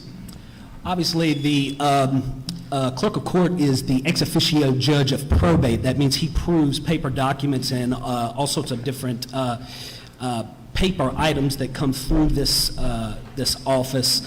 He is the author of guardianship, obviously adoptions, foreclosures, and the sheets. But my concern is bringing in a buffer zone between the attorneys and the judges. I want to be the voice of the people in that courthouse. Right now, there is no voice in the courthouse, and as you can see, I have a very big mouth. The things that you report to me, I will report to the judges. The folks that want to have a schedule of office hours for the judges, that'll be present. When the folks reach out to me, I will report those concerns to the public through ads in the paper, Facebook. We've got technology, we've got apps, we've got everything that we could imagine to stay in contact and on point with our judicial officers, and there's no reason why we should have clicks, machined, whatever it is you want to call it, that's not providing Fifth Amendment due process, jury trials, and just the most simple elements of what it is to be an American. When you are determining what a judicial officer is, it's somebody that can balance jurisprudence and bureaucracy, law and order and grace. And that is why judicial officers have discretion, and we need to be able to ride that thing out in the middle and make those decisions as they hit our desk. Thank you. Very good. Thank you. Mr. Pegram, it's the same question. What are the duties and qualifications for the county clerk of court? What experience do you have to fulfill these duties? Well, my experience for the last 36 years, I started my career in 1982 as a policeman in Reevesville, and then I went to work for the sheriff's office and worked a number of years there for about 17 years. At that point, I moved on to the North Carolina Attorney General's office, working with the Sheriff's Education and Training and Standards Commission, helped develop training for sheriffs across North Carolina. After that, I became the clerk, and I've also been an instructor for the last 27 years, teaching law enforcement officers across the state and the basic law enforcement training. I'm also co-authored the civil process. So as far as the duties of clerk, the clerk wears numerous hats. I tell people I used to have bangs, but as wearing that hat, I no longer have it. But those hats that we wear as the clerks across the state, is a judge of probate. I hear matters involving guardianships, foreclosures. I'm also an administrator. I have the largest staff in the courthouse. I have 28 employees, deputy and assistant clerks. I'm also a record keeper. We maintain all the records and try to keep them as accurate as we can. Also, I'm a comptroller. We handle over $1 million a year in trust funds.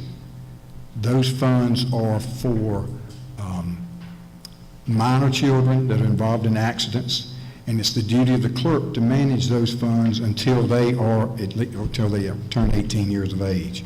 At that point, then we can release those funds. It is so many different jobs out there that it falls under the clerk, but I'll be glad to talk to somebody later if you want to know. Well done, well done. Those are the questions that we have, so it's now time for a 2-minute closing comment, and we'll let you, since you might have had a couple other things to throw in, you can do that as part of your closing comment. We'll start with you for that. Well, you know, everybody in life has an opportunity where the clerk of court will be involved with your life. As I said earlier, it could be somebody passing away in your family. The clerk is responsible for that, to manage the estate, to supervise the estate, to appoint administrators of the estate. How many people have had dealing with an incompetent family member? The clerk has to handle those and appoint the proper person who can manage that person's estate and manage that person's guardianship. It is so much that falls on the clerk that is so much it's just is the hub of the court system. And it's the clerk, along with the judges and along with the DA, trying to make one system work. And it takes all of us to make that system work. Did you know that the office of clerk, one of the duties is to nominate all the magistrates in the county? Also to appoint the jury commissioner. Did you also know that at some point, if there's a vacancy with the county commissioners and they cannot fill that position among themselves, the clerk appoints somebody to fill the county commissioner's position? So not only do we do that, we handle those funds and everything. It's just so much that it encompasses. Only thing I can say is that I would appreciate your vote again, and I will continue to be there for everybody. It doesn't even make any difference whether you're a Democrat or Republican or whatever. When you have something, I am always there, and that's been my philosophy the entire time, and I will continue to do that for you. I'll be there. Very good, thank you.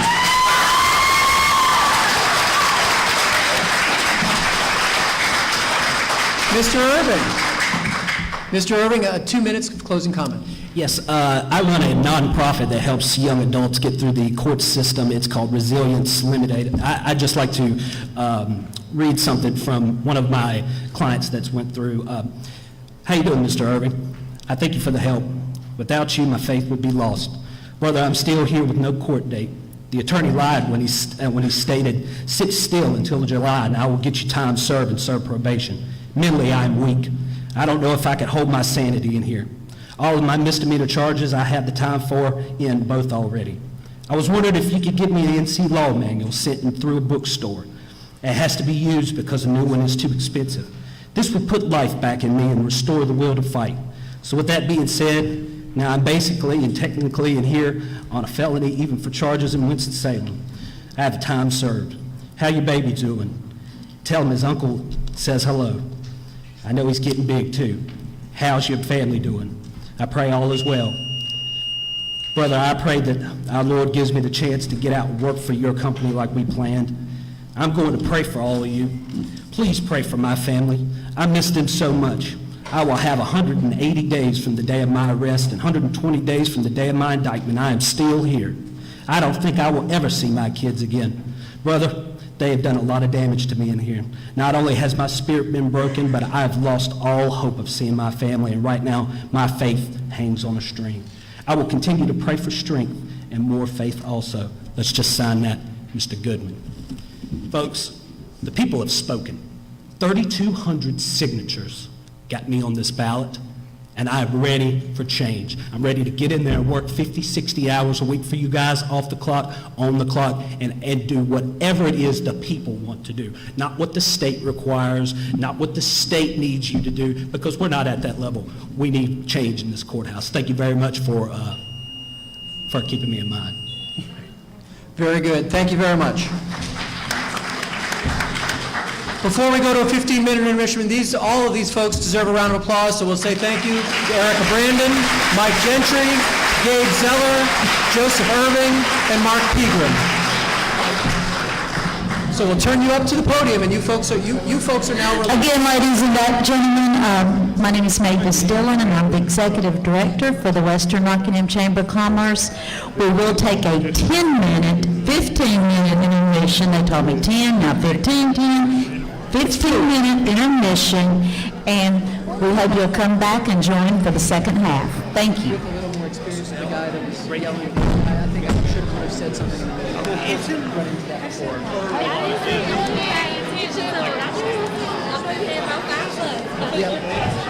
That's how it works. The worst one, she was. You could tell she was wrapping up. Was Miss Brandon? She went about. Yeah, that's what I was too.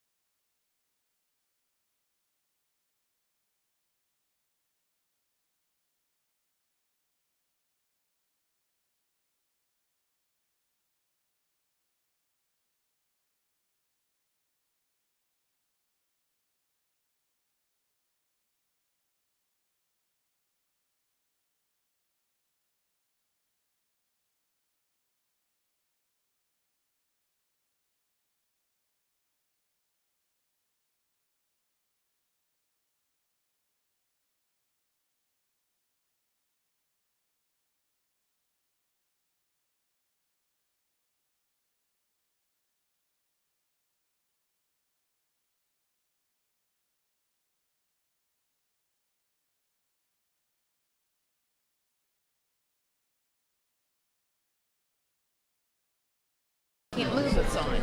It's on the right of way. And we've had that happen on our, dem signs, and when I've seen it, I know it's happening with those. So.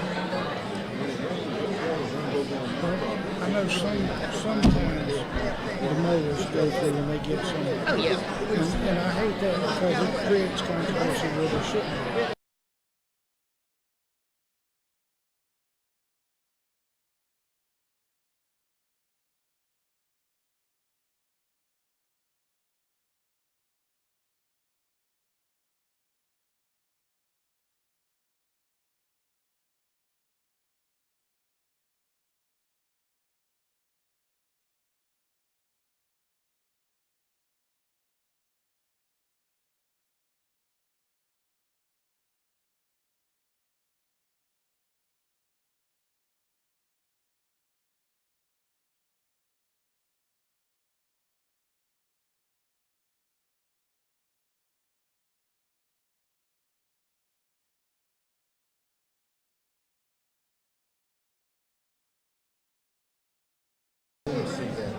I think we are.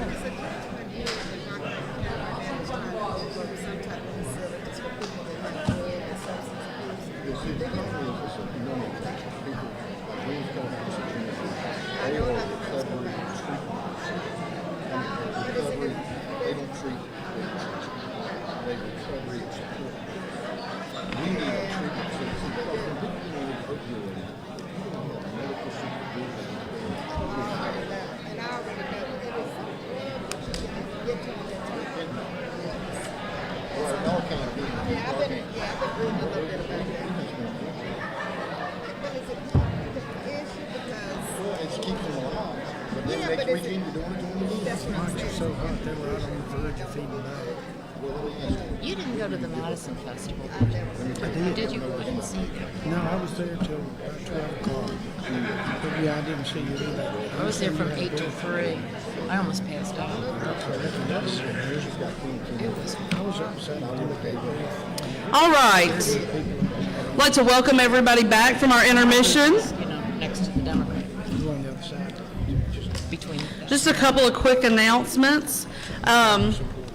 For any of our candidates that are still here, if you were on the stage and you lost something, and you know that you lost something, if you'll come see Dawn and you can describe it, and she will be able to return it to you. Green has got 20. If not, it will be donated to the Rockingham County Partnership for Children's Imagination Library. 20s and 100s. So. If Dawn's got hundreds and 20s, right? All right. I think 100. So at this time, we would like to just recognize, we have several of our candidates here who are running unopposed, and we just wanted to recognize them. They're very gracious to say that rather than taking stage time, they would like to let the other races who had opponents take the stage time. So we're very, very gracious of them, and we do just want to recognize the ones who are in attendance tonight. They are all incumbents, all currently, in their offices, and we're just going to state their office and their name and just have them wave and stand and be recognized. So we'll start with our district attorney, Mr. Jason Ramey, standing in the back.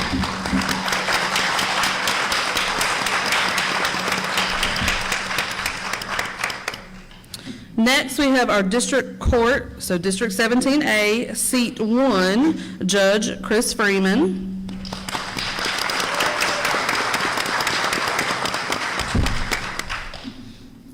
Also, same, our district court, District 17A, Seat 2, Miss Christine Strader. Judge Strader. And thank y'all for being here tonight, and again for being so gracious to allow the other races to do that. So we also have in this book, this wonderful book that the Education Foundation put together for us, there are several profiles for many of the other, particularly the courts and and the judges' seats of the other races, but those folks are not with us tonight, so we're not going to be announcing those. But there are profiles, and there are some other unopposed candidates who their profiles are in the book. So we will be sending this out electronically, as Dawn said. Please make sure you check in with us about that throughout the week. All right, so without further ado, we're going to turn it back over to our moderator for our Rockingham County commissioners. Very good. That's going to work much better. Very good. Thank you and welcome to our candidates for the Rockingham County Board of Commissioners. So we'll give a extra special welcome. We'll start with a round of applause for Ann Brady. Round of applause for Charlie Hall. Round of applause for Elretha Perkins. And round of applause for Craig Travis.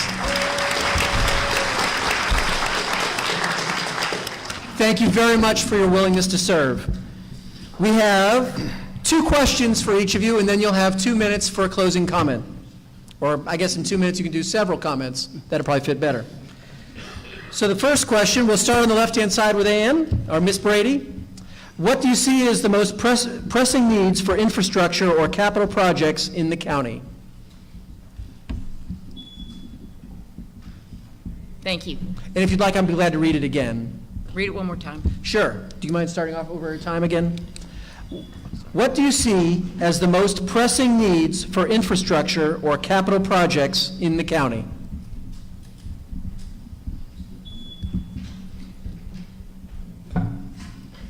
First of all, I will say that as a county commissioner, I will spend the time to learn what I need to learn about these projects. I do know that the schools need a lot of infrastructure. They need a lot of repairs. We need much better schools. I didn't think I'd be this nervous. Me too. I'm nervous too. I'm sorry. As far as we need our roads worked on, we need our school buildings improved upon, and I don't really have a whole lot more to say on that particular topic. I will need to do a lot of research. What I will say is that when I become a county commissioner, I have a history of doing research. I don't give answers if I don't have a solid answer. I will listen to all answers on both sides, all sides, and I will make a decision based on all the information I can gather.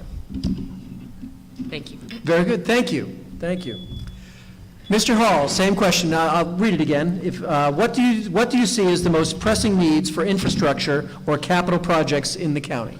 Well, we have several issues that we need to address, and some of them are just on the cusp of that. The water and sewer improvements that are going on right now on 158, those are a big issue. We need to be sure we've got water and sewer in the county. Another big issue is communications.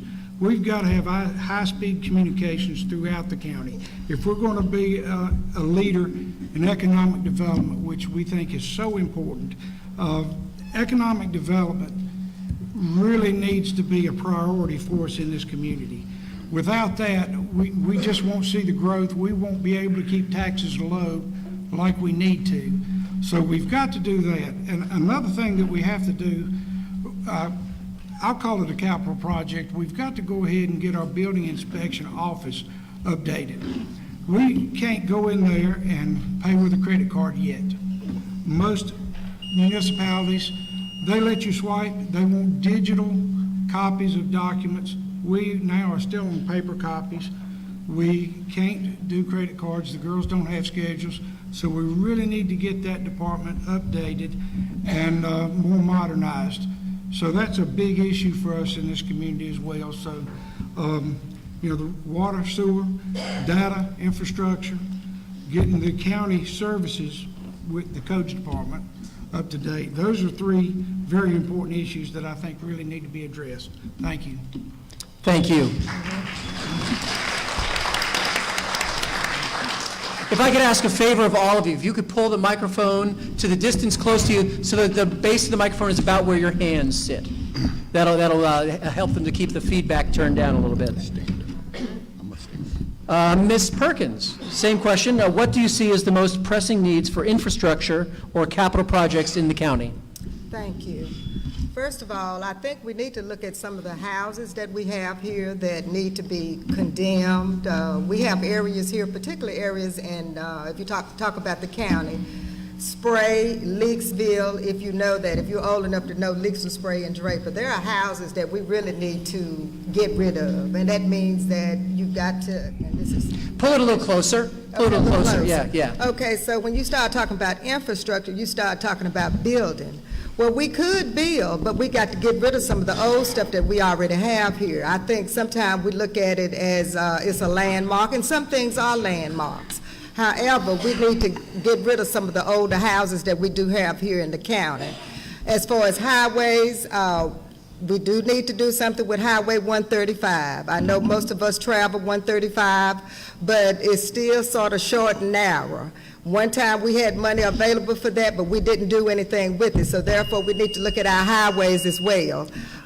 Can I continue? Yeah, please do. Okay, so, but the main thing is, when we start talking about building, yes, we do need to build, but we need to get rid of some of the things that we already have here to make Rockingham County look better, make it more attractive, so businesses will come here. Thank you. Very good. And you did still have 40 seconds left if you want to say anything else. Well, no, the only thing I'm saying, and we do need to work on our roads, not just on 135, but all of the highways. We need to maintain them just a little bit better, and we need to particularly work on Highway 135. Very good. Thank you. Mr. Travis, same question. Would you like me to do it again for you? Nope. Okay, very good. Thank you. I'd like to thank everybody for being here. If you don't know me, I'm Craig Travis, so let me tell you a little bit about what the county's been doing for the last 8 years. The commissioners have already approved for water lines to go down 158 and 220 because we see that that's the growth area of this county. 220 and 68 corridor is going to be the big growth area of Rockingham County, and we're working our way to that. We're also working on like Charlie said, modernizing our inspection office. We approved that 2 or 3 years ago. So the problem is the software you need to do that is still in the works. We're working on the company, we're trying to push them to do it a little faster, but we're working on that. We're trying to get modernized. With everything in the last 8 years, we have gone completely from dinosaur material to the 21st century. Every department in our county has gone upgraded in computers and software. So we got GIS systems, we got everything going on in the county. This county is heading in the right direction. We know about other projects going on and we're pursuing them hard. As far as someone mentioned high-speed internet, that's improved over the last 8 years. Now, is it more room for improvement? Yes, there's more room. But it's not county's job to give you that. It's our job to go to AT&T and Verizon and all these companies and promote the need that we have here. And we have done that. In the last 2 or 3 years, we've had 4 new cell towers added to this county. So our infrastructure is growing. We know what's coming, and we want to continue down that road. Thank you. Very good. If it's okay, Mr. Travis, I'd like to start with you for the second question. All right. I get my 2 out of the way quick. I'm trying to hook you up. What policy changes or investments are necessary to encourage employment, new business development, and job growth? Okay. It's my belief. You want to stir job growth, you need to get government out of the way. And that's what exactly me and the commissioners have been doing. We're trying to eliminate all these useless regulations that's been added over the years. So we've thinned that book down a lot. And almost every commissioner meeting, there's something on there for us to eliminate or correct a regulation. So if you want to see growth, you keep taxes low, you keep regulations out of the business, and let them grow. The biggest thing that a county can do is just step back and get out of their way, because that's all business want. They want government out of their business, and that's what we're doing. Thank you. Very good. Thank you. Ms. Perkins, if you could go next, and I'm glad to do the question again if you'd like. No, I'm fine. Okay, very good. Okay, well, job growth in Rockingham County is something that is needed. If we got more jobs here in Rockingham County, we would have, less, the young people, that's the area right there that we need to concentrate on. Young people, if they don't have jobs, they get in trouble, they join gangs, so therefore there is a need for job growth. But I'm a small business owner myself, and when I first came to Rockingham County, I didn't know whether it would work or what it would do, but I do child care here in Rockingham County and have for 37 years. So as far as job growth is concerned, yeah, I would love to expand that business. But again, it's just like Mr. Travis said, when you've got a lot of government involvement with it, it's hard to expand. However, as far as expansion is concerned, I'm still thinking about expanding because right now I have like 40 children on a waiting list, and that's a lot of kids here in Rockingham County that are underserved. As far as small businesses are concerned, I was in Madison last weekend, and it's just amazing what they're doing in Madison, all these little shops. So therefore, if we continue to do that, have little shops and take more government out of it, I feel like more people will become self-employed. Thank you so much. Very good, thank you. Ms. Brady, same question. I'll read it again for you if you like. It's what policy changes or investments are necessary to encourage employment, new business development, and job growth? We definitely need, thank you. We definitely need job growth and economic development in Rockingham County. Our unemployment rate is at 4.2%, which is above the state average of 4.1%. I believe that the way to improve economic development is to draw people to Rockingham County and keep the people who graduate in our county. We have too many people leaving, teachers, professionals leaving our county. We need to keep people here and draw people here. The way to do that is to make this a very inviting and attractive county for everybody. We have so many resources here, we need to utilize them and have people here. I have to say that if we have more economic development, that would mean that we will have more revenue in this county. I do not believe in raising taxes. We can't afford that here, but I do believe that we can improve our county by improving economic development, enticing people to come here. I have lived here for 43 years, and we've gone to big box stores, and we've lost so many small businesses. We need to entice our small businesses back and get back that community that I moved here and I love so much. Thank you very much. Very good, thank you. Mr. Hall, would you like me to read you the question for you? I think I've got it. What policy changes or investments are necessary to improve the conditions, I'll say, in the community? Policy changes, I think Craig touched on it briefly, but it's very important that people know they can make an investment in this community, and then an administration change won't come in and their business be deemed illegal or be subject to a lot of new regulations that they weren't planning on. So people need to have confidence in their leaders on the local level, state level, and federal level that they can invest their money in a business and be able to see a return for their shareholders and for their employees. The other things that we need, as everyone has said, and the community even said it this spring, we've got to have workforce development. The community this spring decided to add an extra quarter-cent sales tax, and that's going to go to benefit the college here so that we can create more workforce development programs, training programs, if you will, for trades that actually exist.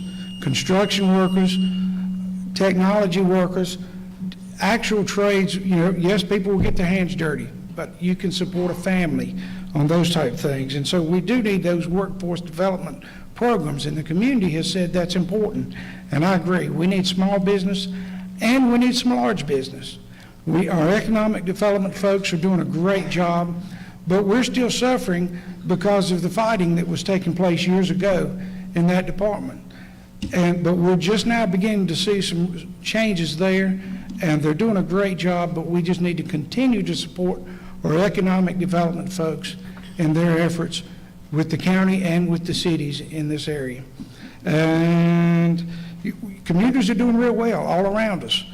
You've got the mega park just north of us. You've got another one north in 220. And yes, that'll provide some jobs for us, but we need to try to get those businesses in this community as well. Thank you.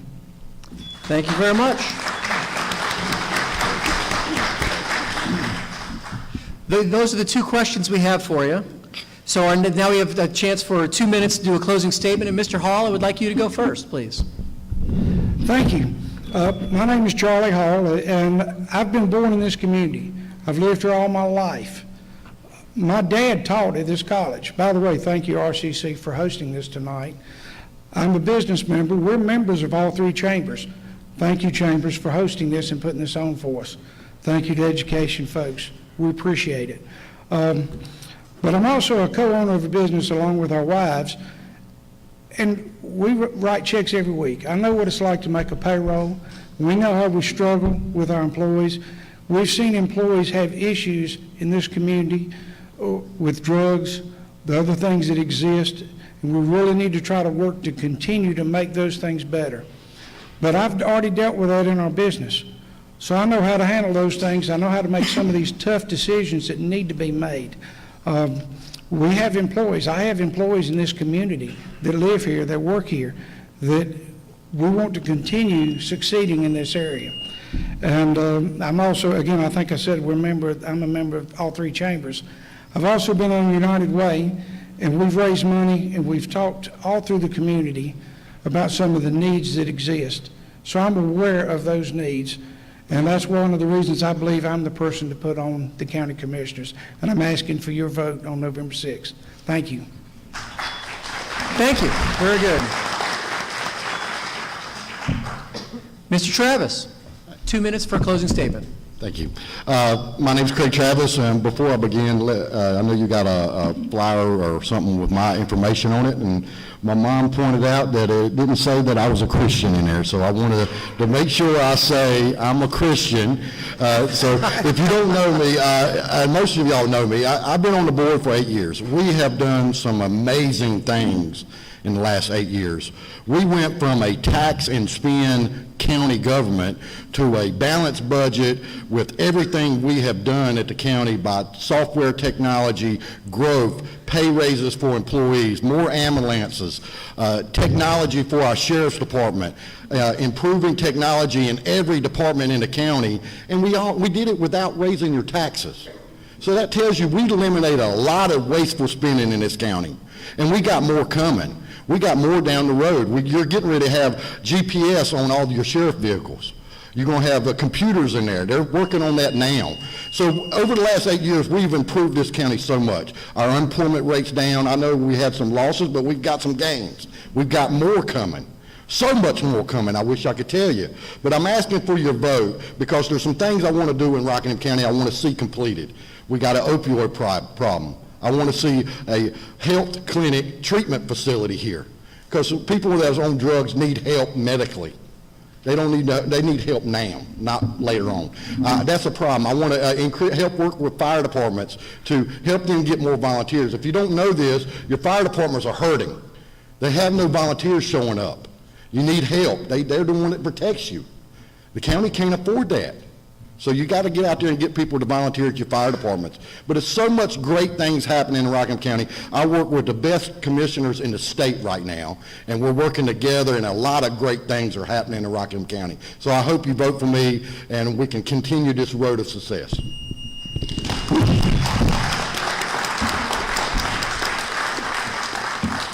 Very good. Ms. Perkins, 2 minutes for a closing statement. Thank you. As I look out in the audience, I see people of all races, all colors, all creeds, but I also see age, including myself.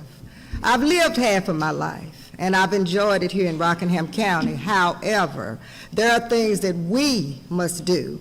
Number one, we still have a problem with high unemployment, particularly with our young people that choose to stay here in Rockingham County.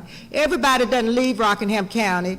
Everybody doesn't get educated, but we heard our commissioners earlier talking about that. Mental illness here in Rockingham County, that is an issue, and that comes from the drug, the opium, I mean, it's just so much alcoholism, and as he said, we need a treatment program here. Teachers, now we have teachers in the audience that use their own money to make sure that these children have what they need in the classroom. That's an issue. That's a problem that must be addressed. Plus, they're paid a very low salary compared to our neighbors here, right here in Virginia. So that's the issue that we must address. We have a problem with homelessness. That's another issue we need to address. The county commissioners, now we can't do it all if I'm elected, but we can do some of it. We can fund these programs. The schools, now when school first started, we saw blue lights everywhere at all the schools. We're now sort of dying out. But someone needs to be there to protect our babies at all time, at all the schools. And don't just select a school in a certain area. All the schools need to be protected here in Rockingham County. We haven't had an issue here in Rockingham County yet, but that still doesn't mean that we're not going to have one. So we must protect our children. I'm Aretha Perkins. I'm asking you for your support. I've been here for 37 years taking care of everybody's babies.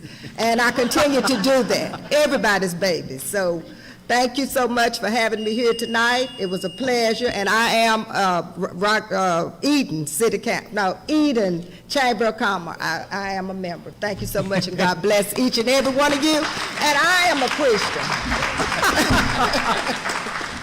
That was quite a run-on sentence. That was pretty good.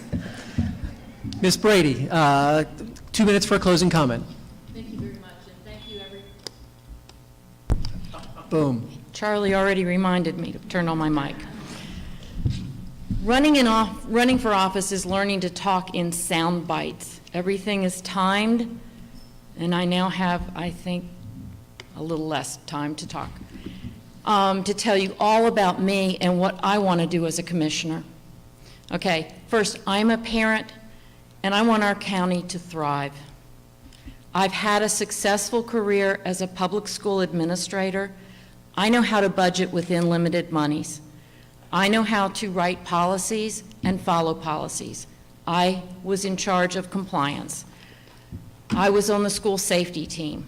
I have a lot of experience that I now want to move toward being a county commissioner and working for the county.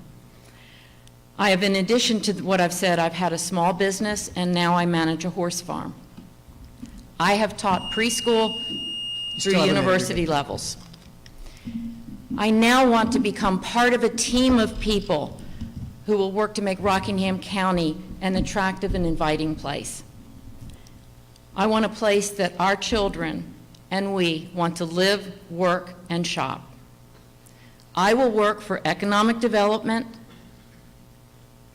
environmental stewardship, health care, and public education. I have to say that I realize I kind of stumbled through some answers up here, but I will take the time to do the research and learn answers to questions when I'm not on that clock. When I'm a commissioner, the clock won't be ticking anymore, and I will put in the time and effort it takes to do the job. I can do this job. I want to make this county great. Please remember your ABCs, Ann Brady, Commissioner. Thank you. Very good. So again, a special round of applause for all of these folks that are willing to serve Rockingham County: Ann Brady, Charlie Hall, Aretha Perkins, and Craig Travis. Round of applause, please.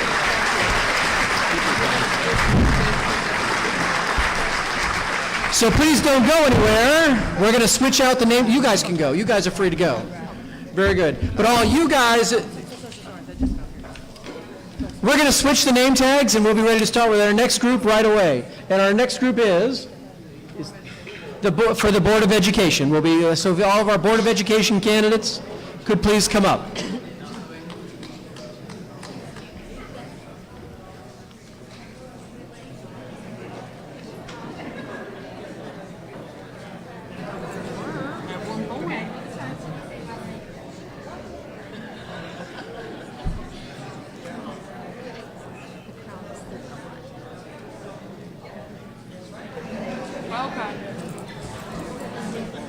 Yes. You didn't want to come back down this way?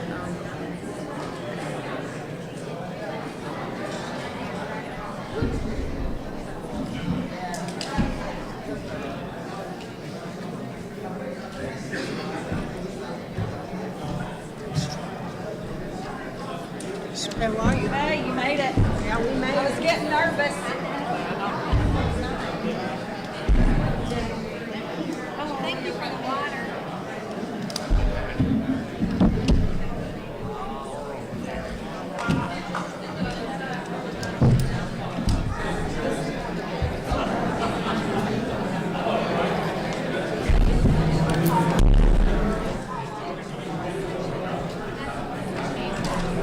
Did I sit down?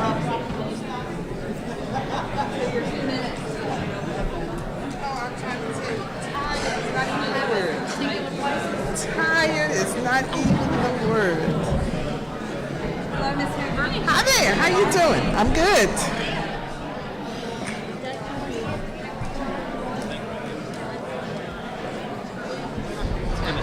Hey, Mr. Isley. You can call me Doug.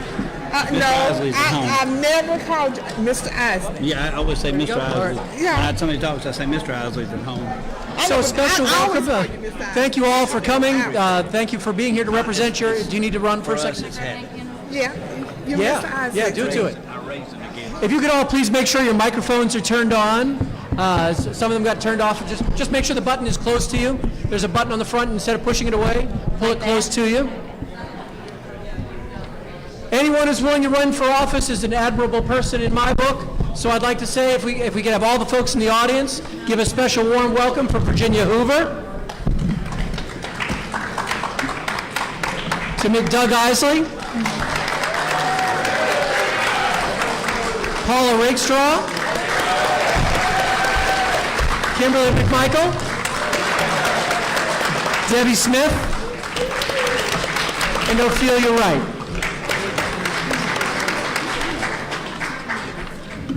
We have 2 questions for each of you. We'll ask you the 2 questions, and we will then give you 2 minutes for a set of closing comments. If you could all make sure, most of you, you're pretty good with the microphones there, so you're in good shape. Good deal. So the first question, we'll start with you, Ms. Hoover. The first question is, Rockingham County, like many rural counties, is shrinking in population. Considering this and the increase of charter and homeschool options, how do you make sure that where am I? RCS remains competitive. And I'm glad to read that again if you'd like me to. No, that's fine. Okay. Because of the many options that have been made available to families for their children, we have seen a decrease in many areas in terms of enrollment. However, Rockingham County Schools itself has made efforts to increase the offerings of our curriculum in regards to the things that we want our children to have available.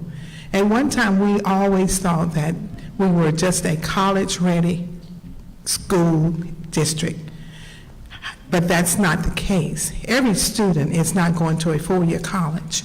So we have increased our offerings for other things that will lead to vocations in conjunction with Rockingham Community College. That is a great thing. However, with a decrease in enrollment, we never hear the report of students who choose to take other options, who return back to Rockingham County Schools. And I think as long as we remain viable with our offerings and things that are interests of students and families, Rockingham County Schools will survive. Very good, thank you. Mr. Isley, would you like me to read the question again? Please, if you would, Absolutely. please.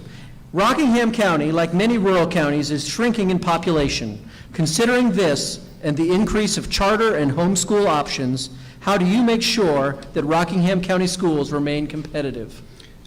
We need to continue to seek out the best possible teachers and staff. We need to keep encouraging the growth here in Rockingham County. This is our home, this is our community, and we need the best for them. Money shouldn't be expense for teachers and for our staff. We need to focus on the education, we need to focus on the classroom, we need to focus on the students. Very good. Thank you. Thank you. Ms. Rakestraw, same question. Would you like me to read it again? I'm good, thank you. Okay. Well, what I'd like to say first is that I think no one knows their child better than the parent. And so the parents should have the opportunity to make those choices for their own family. But as far as our school system being competitive, against the charter schools, against homeschooling and those sorts of things. I certainly think we do need to, I agree with Ms. Hoover when she talked about increasing vocational education. That's extremely important to our economic growth in our county. It's important for the children who are not going to college, like she spoke to as well. The other thing that I think we need to do is we need to increase, sorry, I keep hitting the table. We need to increase our opportunities for family participation.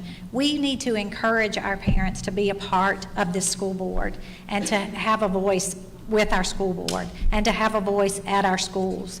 Another thing that we need to do is we do need to support our teachers. We need to support our teachers inside the classroom. We need to support them in what they are doing, what they are teaching, and we need to continue to support our students in giving them opportunities, giving them good conditions in our schools that they have opportunities to participate in sports and other events, athletic events, dramatic club, band, all those things. We need to make sure that we are supporting the arts as well.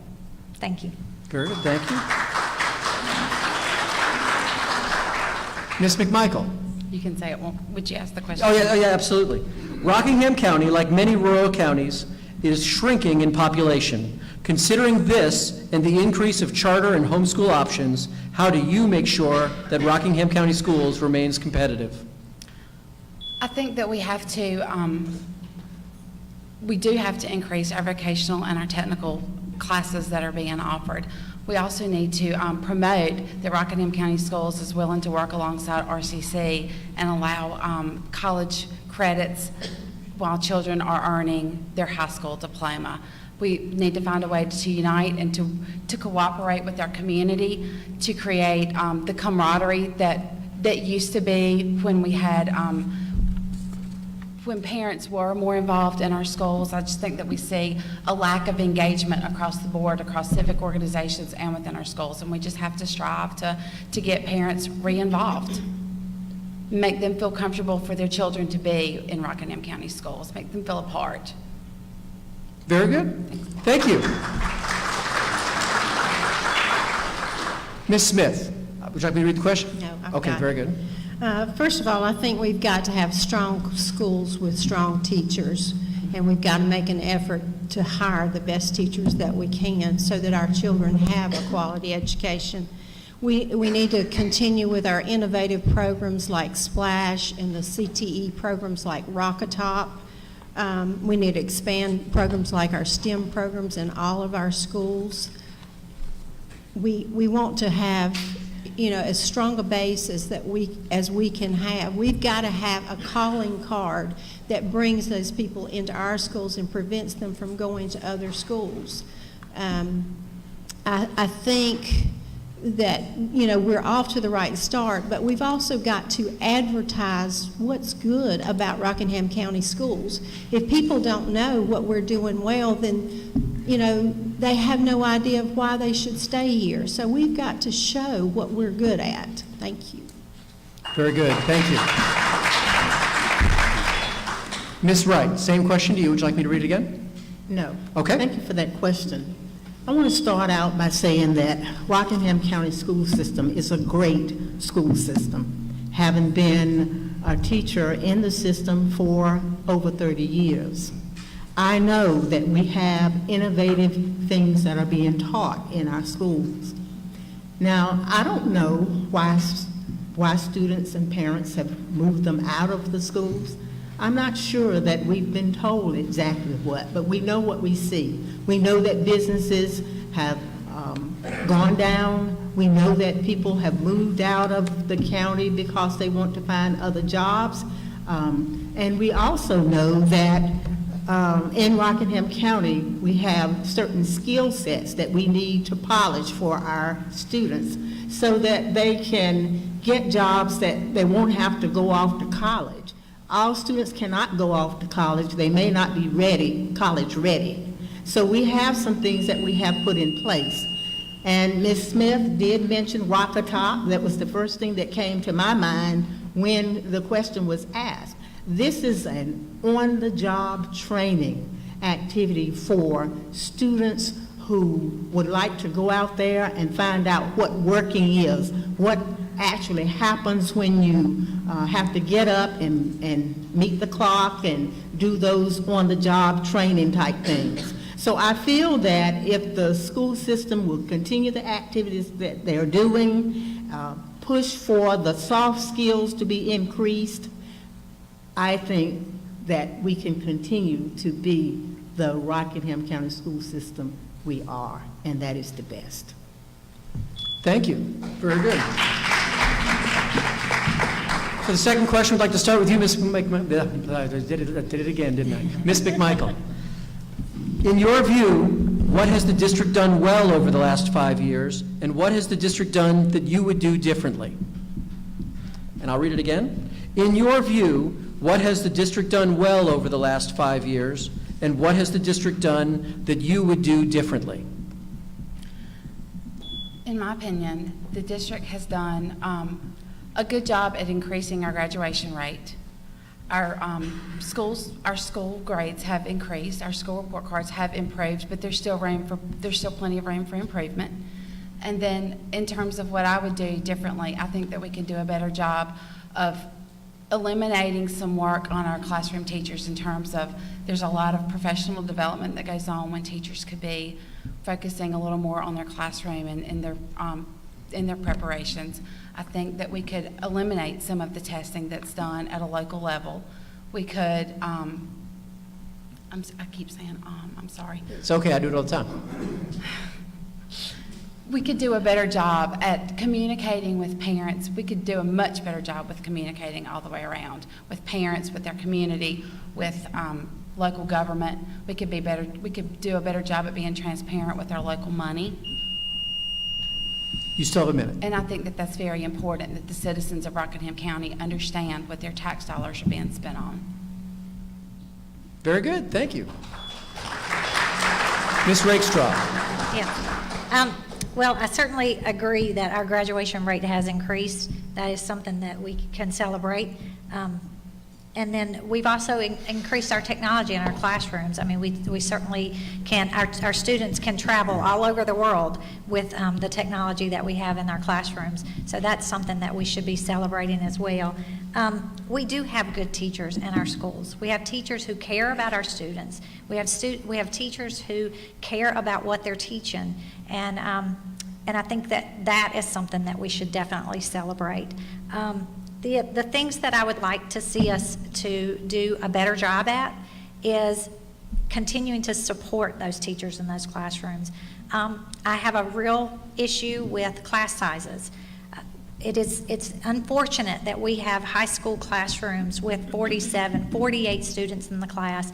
It is difficult. It is near to impossible for a teacher to truly do his or her job well in a classroom with that many children in it. And so I feel very strongly about that. I think we need to do a much better job with transparency. We need to be looking at our policies and being transparent in how those are being developed and what we expect out of our schools, from the administration all the way down to the students in the classroom. We need to be transparent with our budget. We need to be having communications with our county commissioners who are investing so much money into our school system. We need to be having better communication with you all as taxpayers who are investing so much money into our school system. So, thank you. Very good, thank you. Ms. Smith. Ms. Smith, same question. In your view, what has the district done well over the last 5 years? What has the district done that you would do differently? And I agree. Our graduation rates have improved. Our test scores have improved. We're hiring quality teachers. We have implemented programs like PBIS and MTSS very well. We have a peer mentor program for our at-risk high school 9th graders, I think is a good program. And of course, we do have much more technology than we've had in the past. I know I was principal at New Vision, and when I came there, 5 years ago, there was not a laptop in the place. And so schools have worked and gained grants and saved money and gotten those resources for their students and for their teachers. Some of the things I think we should do differently is the way we manage some of our money. Sometimes we make budget decisions before we actually know we have the money to make that decision, such as with our school lunch program that cost us a couple $1 million. And, you know, we need to think about how we're spending that money. We need to eliminate some of our testing because it takes too much instructional time. You know, as a principal, I would go into classrooms and I would see how much test time, you know, it took, because a lot of that testing was individual testing, especially in kindergartens and lower grades, and it was pulling so much time away from our children. And of course, some of those are state mandates, but those are things that we need to work on to do better. Also, I think our communication with our parents is an issue. We recently had 2 schools come together to combine with New Vision and Madison. And, you know, that's not a bad thing, but it's the way that happened. There needed to be more upfront communication with parents before that happened. Thank you.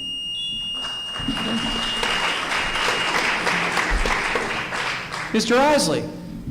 The ladies touched on quite a few of the things that I was going to mention. The graduation rate here in Rockingham County has climbed. I think this past year it's now 84.5%, but the state standard is 95%. I think that we do need to put more focus on that. That seems some of the teachers that I've spoken with, they spend maybe 20 to 25% of their time doing things other than preparing for the classroom, as far as having to focus on paperwork that is required just to get some of the, I'm trying to think what they call it, as far as the information that's required that they have to fill out. I think that if we would spend more focus on the time, on the classroom and reduce the classroom sizes, that would be a big thing.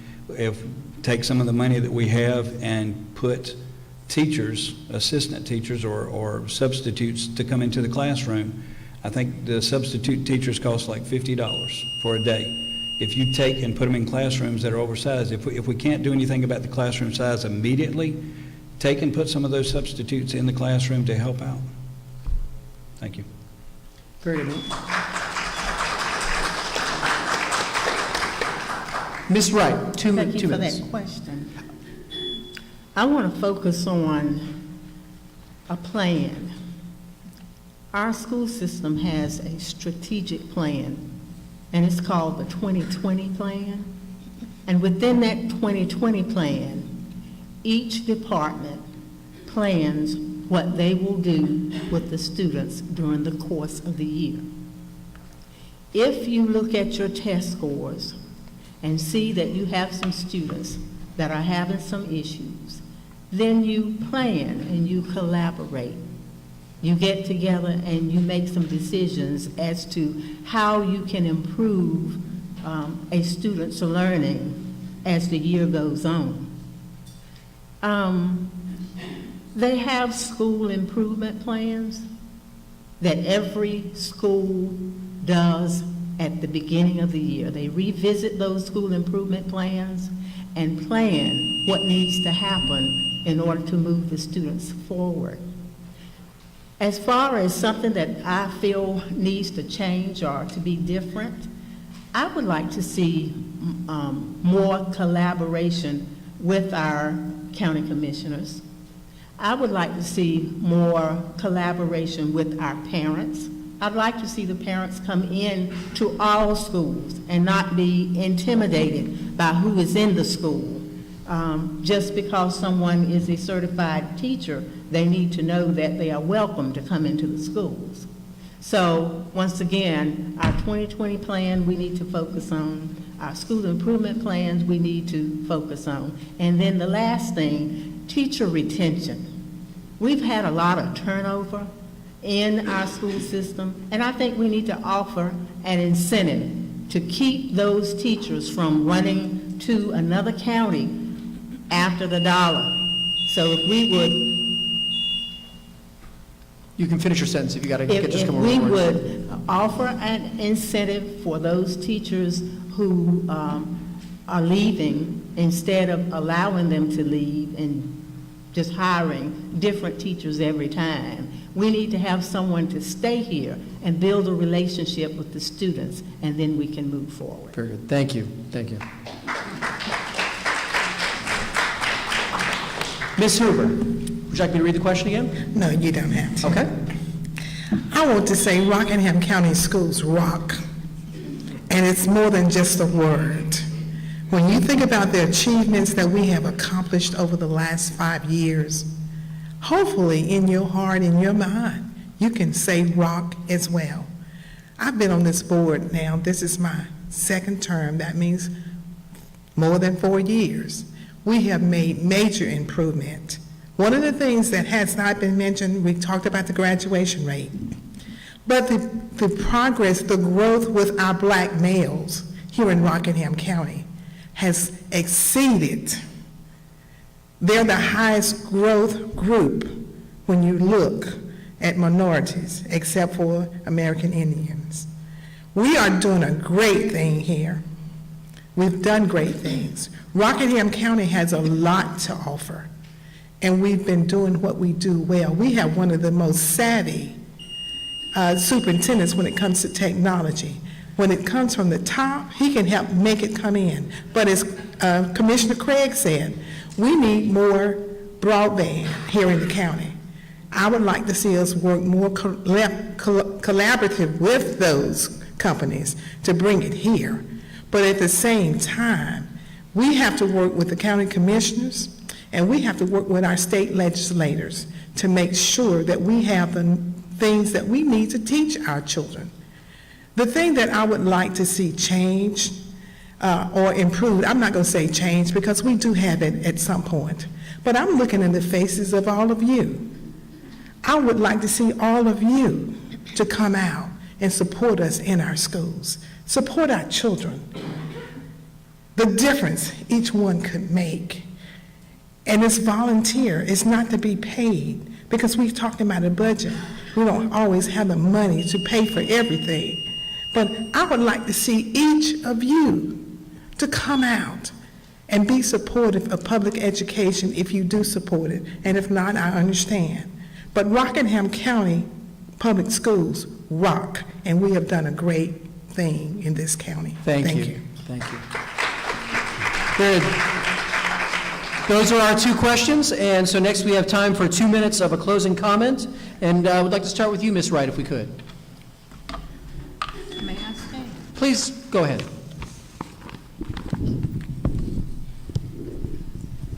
I stand before you as a candidate for re-election. I will continue building relationships with the students, the employees, and the community.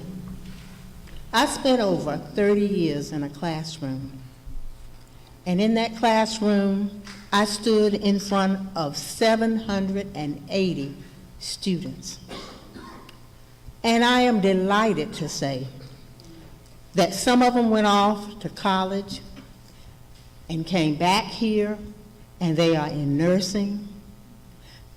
We have a state trooper, more than one, Secret Service person, healthcare administration, and just to name a few, I'll move on to something else.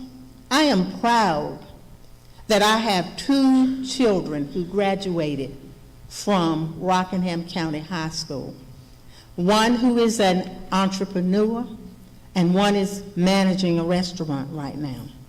As I go in and out of the schools on a daily basis, I'm gratified to serve as a school board member because I see good things happening in our classrooms. I see collaboration with students and their teachers. I see principals in and out of the classrooms to make sure that everything is going as needed. I serve the students not as a Democrat, but as a former educator who wants to use my voice to see students get a world-class education. And finally, I am asking you to take advantage of the early vote. Go out and vote. I ask you to take advantage of November the 6th and go out and vote. Ophelia Wright is the name, because that is the right choice. Very good, thank you. Ms. Smith, 2 minutes for a closing comment. I am highly committed, I don't think you can hear me. I am highly committed to the students and the schools in Rockingham County and to public education, and that's why I'm running for the school board. For more than 30 years, I've been a teacher, assistant principal, and principal in our school system. I have direct experience with teaching and learning and with all elements of being a school administrator. Over the years in my career, I have had the honor of working with students and their parents, teachers and staff, and with members of the community. On a personal note, I have 4 grandchildren who attend schools in Rockingham County. Those kids mean the world to me, just like yours do to you. I believe my grandchildren, your children and grandchildren deserve a quality education. They're entitled to schools where they're safe and in schools that are well maintained. We need to provide our teachers and staff with the resources, the supplies, and the support that they need in order to teach our children. That thumping was throwing me off. You, as parents and members of the community, deserve communication that is open, honest, and truly upfront. When I am elected to the school board, our children will always be my top priority. I will make sound, reasonable decisions that are in their best interest and in the best interest of our schools. I need your support, and I ask for your vote on November 6th or during the early election so that I can continue, just as I have for 30 years, to be an advocate for our children and our schools. Thank you. Thank you. Ms. McMichael, 2 minutes for a closing comment. Thank you, everyone. It does. Thank you, everyone, for being here tonight, and thank you for making this happen to the Chambers and to the Educational Foundation. My name is Kimberly McMichael. I am a conservative Christian mother of 3 children in our school system. After 9 years of observing the practices, the procedures, and the lack thereof within our schools, I felt led to become even more involved at a higher level.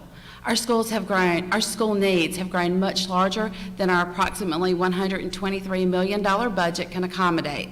Yet our school system has the largest of all the budgets within the governments in our county. Therefore, transparency in budget must improve.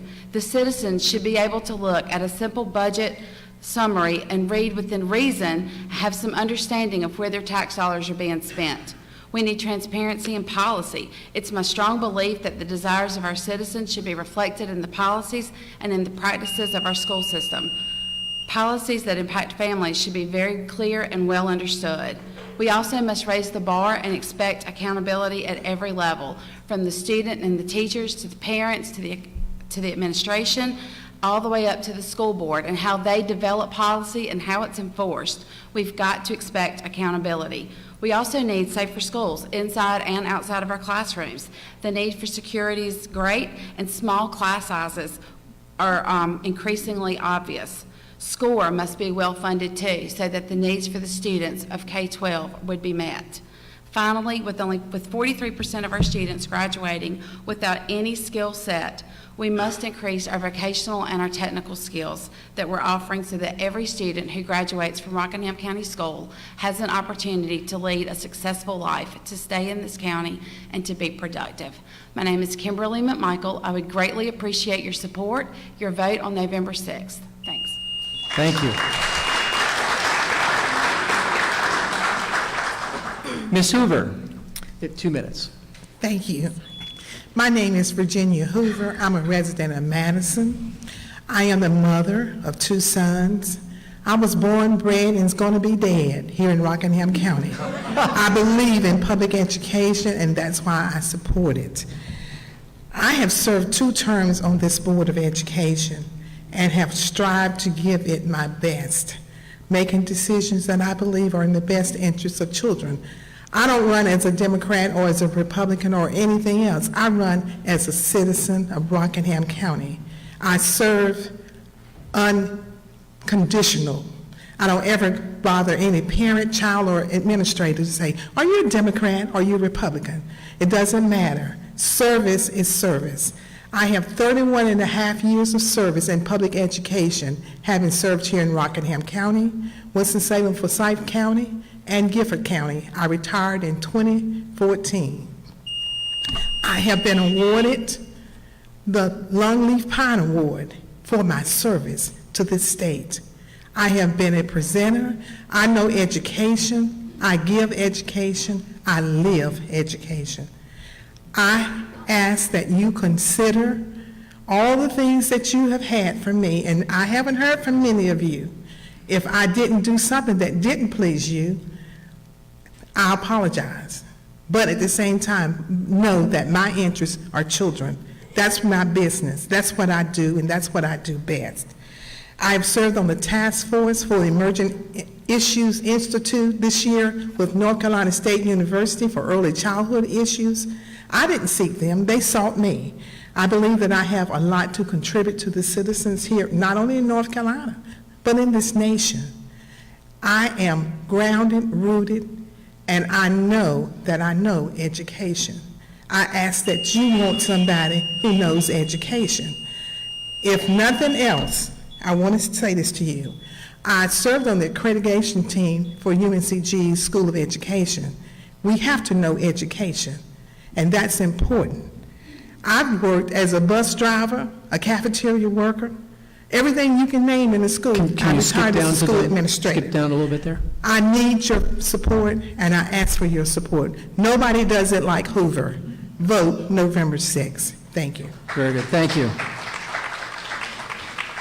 Ms. Rakestraw, Okay. 2 minutes. Thank you all for taking the time to be here tonight and for staying for this lengthy night. Anyway, I'm not going to delve into who I am because I think you all have that in that wonderful book that you guys put together. That was awesome. But what I do want to do is, it's important for me that you understand how I plan to make decisions on the school board. Anyone who knows me knows that I think perspectives are very important and shouldn't just be assumed. I will meet with a variety of folks that will be impacted by the decisions to be made, including parents, teachers, students, and staff. Another thing people know about me is that I'm willing to dig for information needed to make the best decisions possible, and I will do my best to validate that that information is correct. Last, but certainly not least, I feel it's important to pray about the decisions that we make. We will be making decisions that will impact the lives of other folks, of you all. And it's important for us to pray for guidance and for clarity. As a school board member, I will fight for accountability from the board level all the way down to the classroom. Our policies need to be written such that they are easily understood by our families, and they need to be enforced. I will fight for transparency with our budget and other decisions that are being made. As taxpayers, we have the right to understand how our money is being spent. I will advocate for what's best for our students.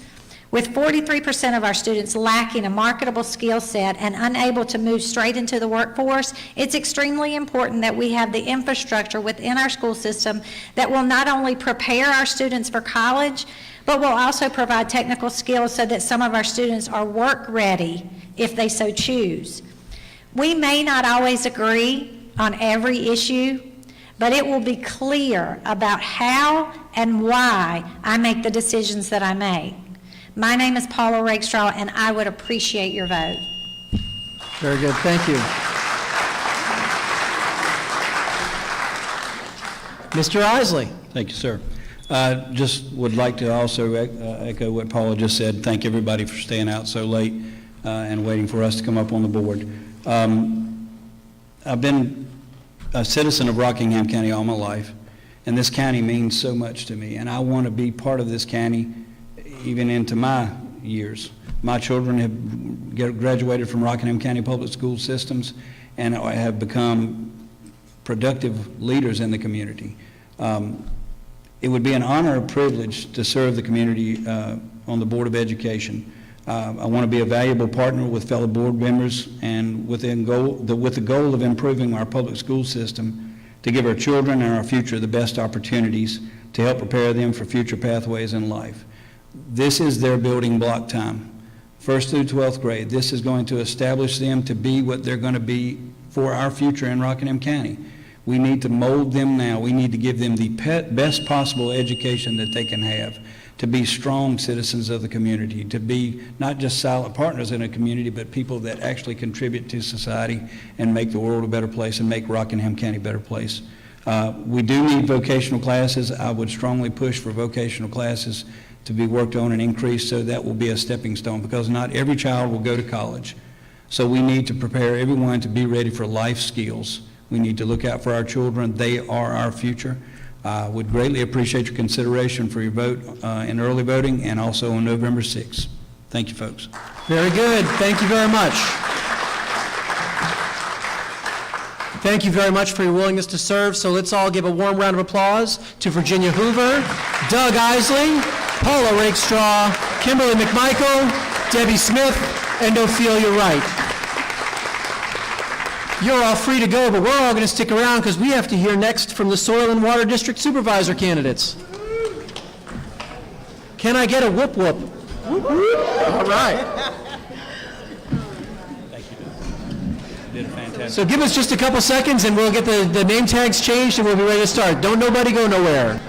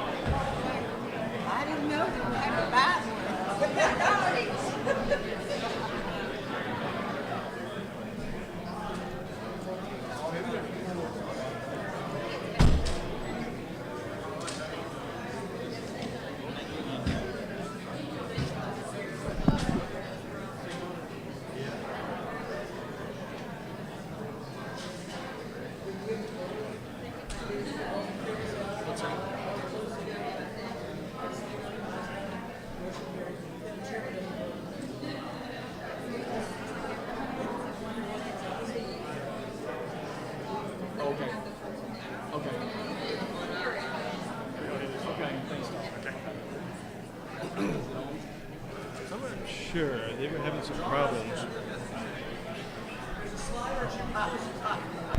Slide it close, and what?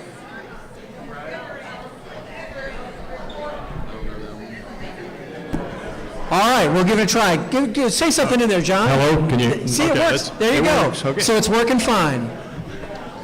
So I'm looking forward to finding out a lot more. I talked to a lot of people, and they said, we don't know what the Soil and Water Conservation does. So we'll have a soil and water conversation. And because you're willing to serve, I'll ask everyone that's sitting behind me to give you a round of applause to John Hagney and to Walter Moore. And we're very sorry that David and Benny could not be here tonight. We have 2 questions for you and then 2 minutes for a closing comment. Well, we'll start with you, John. The first question is, what are the duties and qualifications for this position, and what experience do you have to fulfill these duties? And if the audience could hook me up with some paying attentionness. Very good, excellent. John, Okay. go for it. Well, first of all, although soil and water is at the very bottom of this ballot, the Bible tells us that man was created from soil, and that soil is worthless without clean water. So I believe that clean water and soil are very important, and I think everyone else here does too. So one of the things that we have to do a number of things. I guess I'd like to talk a little bit about what I'm most interested in, so I'll just quickly run through. We'll be delivering state programs which are administered by the division, including the Agricultural Cost Share Program, the Agricultural Water Resources Assistance Program, Community Conservation Assistance Program, Conservation Reserve Enhancement Program, deliver the federal Farm Bill conservation programs, assist communities in the area of natural resource management, respond to natural disasters by helping local landowners and state and local governments with cleanup efforts, and respond to projects of local interest such as conservation easements, environmental education centers, parks, and demonstration farms.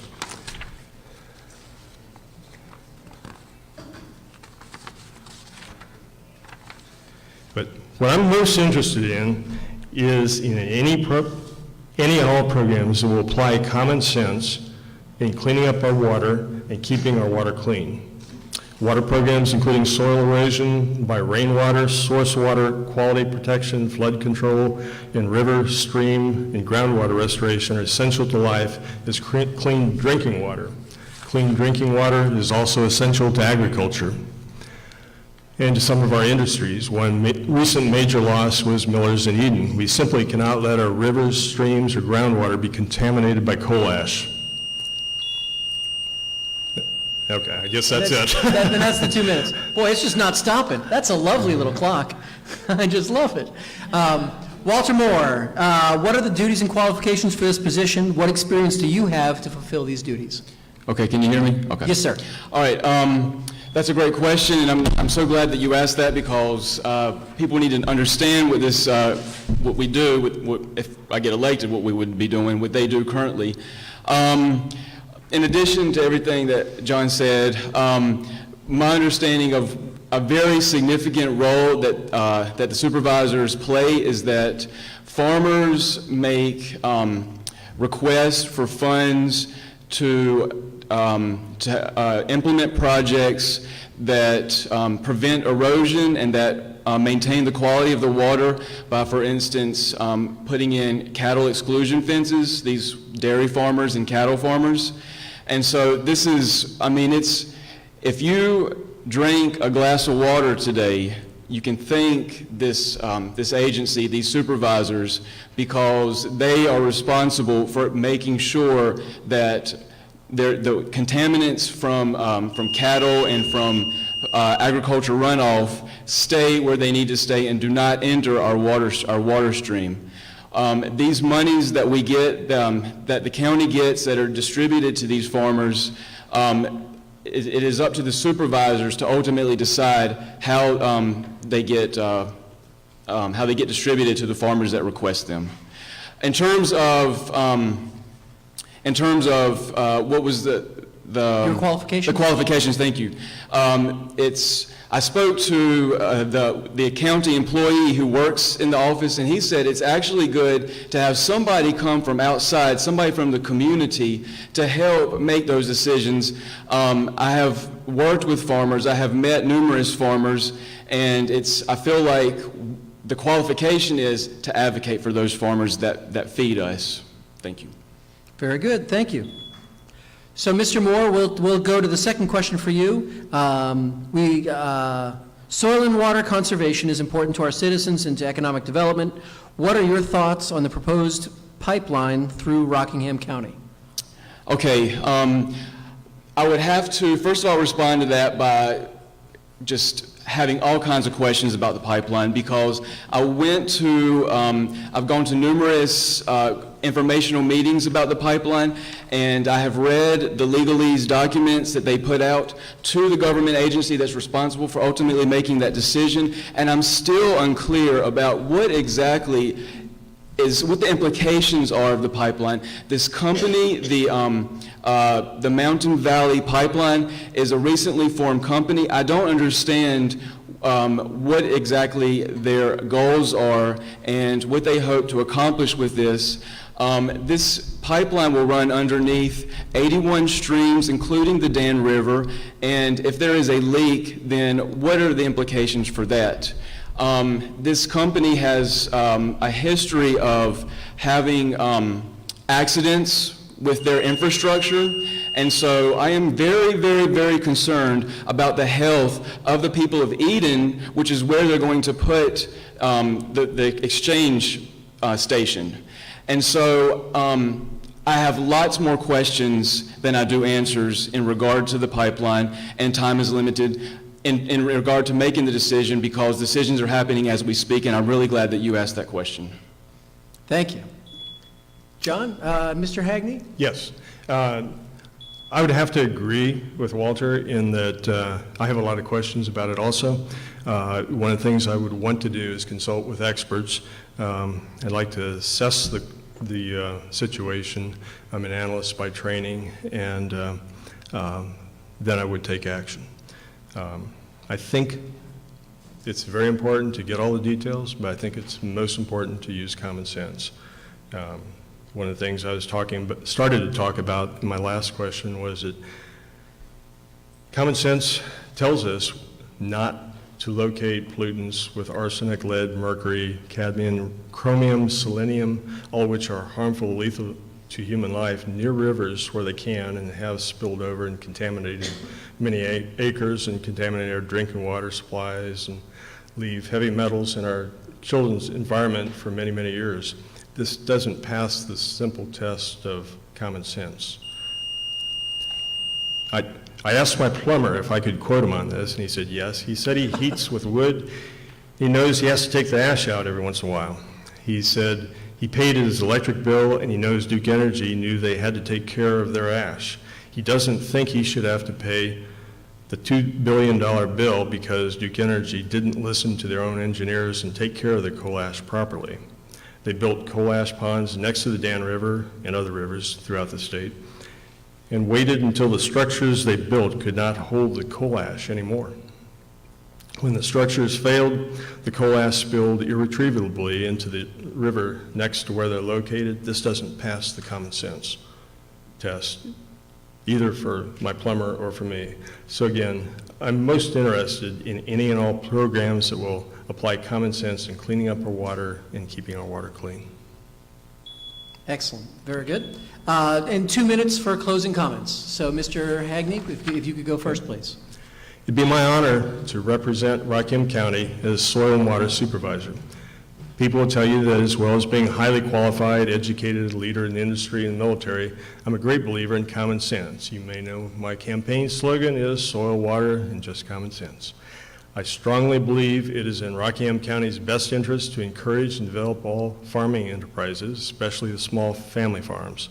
Small farming families have been excellent stewards of our natural resources, and we should do everything we can to support them in Rockingham County. If elected, I will work to identify and solve soil and water pollution issues. It is simple to understand that we have a major problem with the cleanup of toxic coal ash by Duke Energy here in Rockingham County. And is it our will to prevent them from passing the $2 billion cleanup cost to us in our electric bills? What are the chances of more coal ash pollution in the future?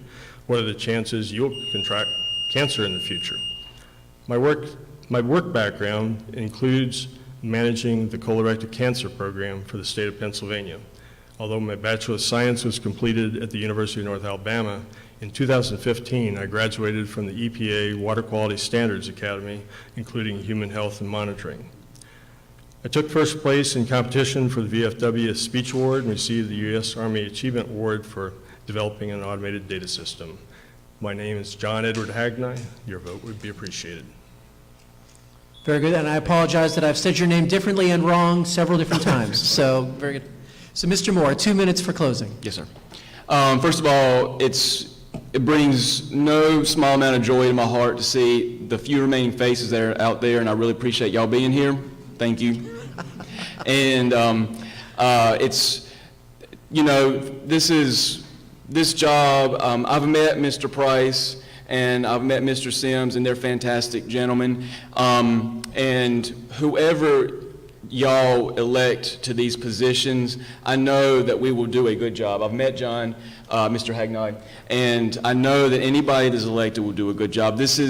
We are working together. This is something that transcends, our water and our soil transcends what these other issues that we have, because we are leaving these for our grandchildren and our great-grandchildren. And so if I have a minute and 10 seconds to say that, first of all, I I've said that thing. And so the second thing I would like to say is that,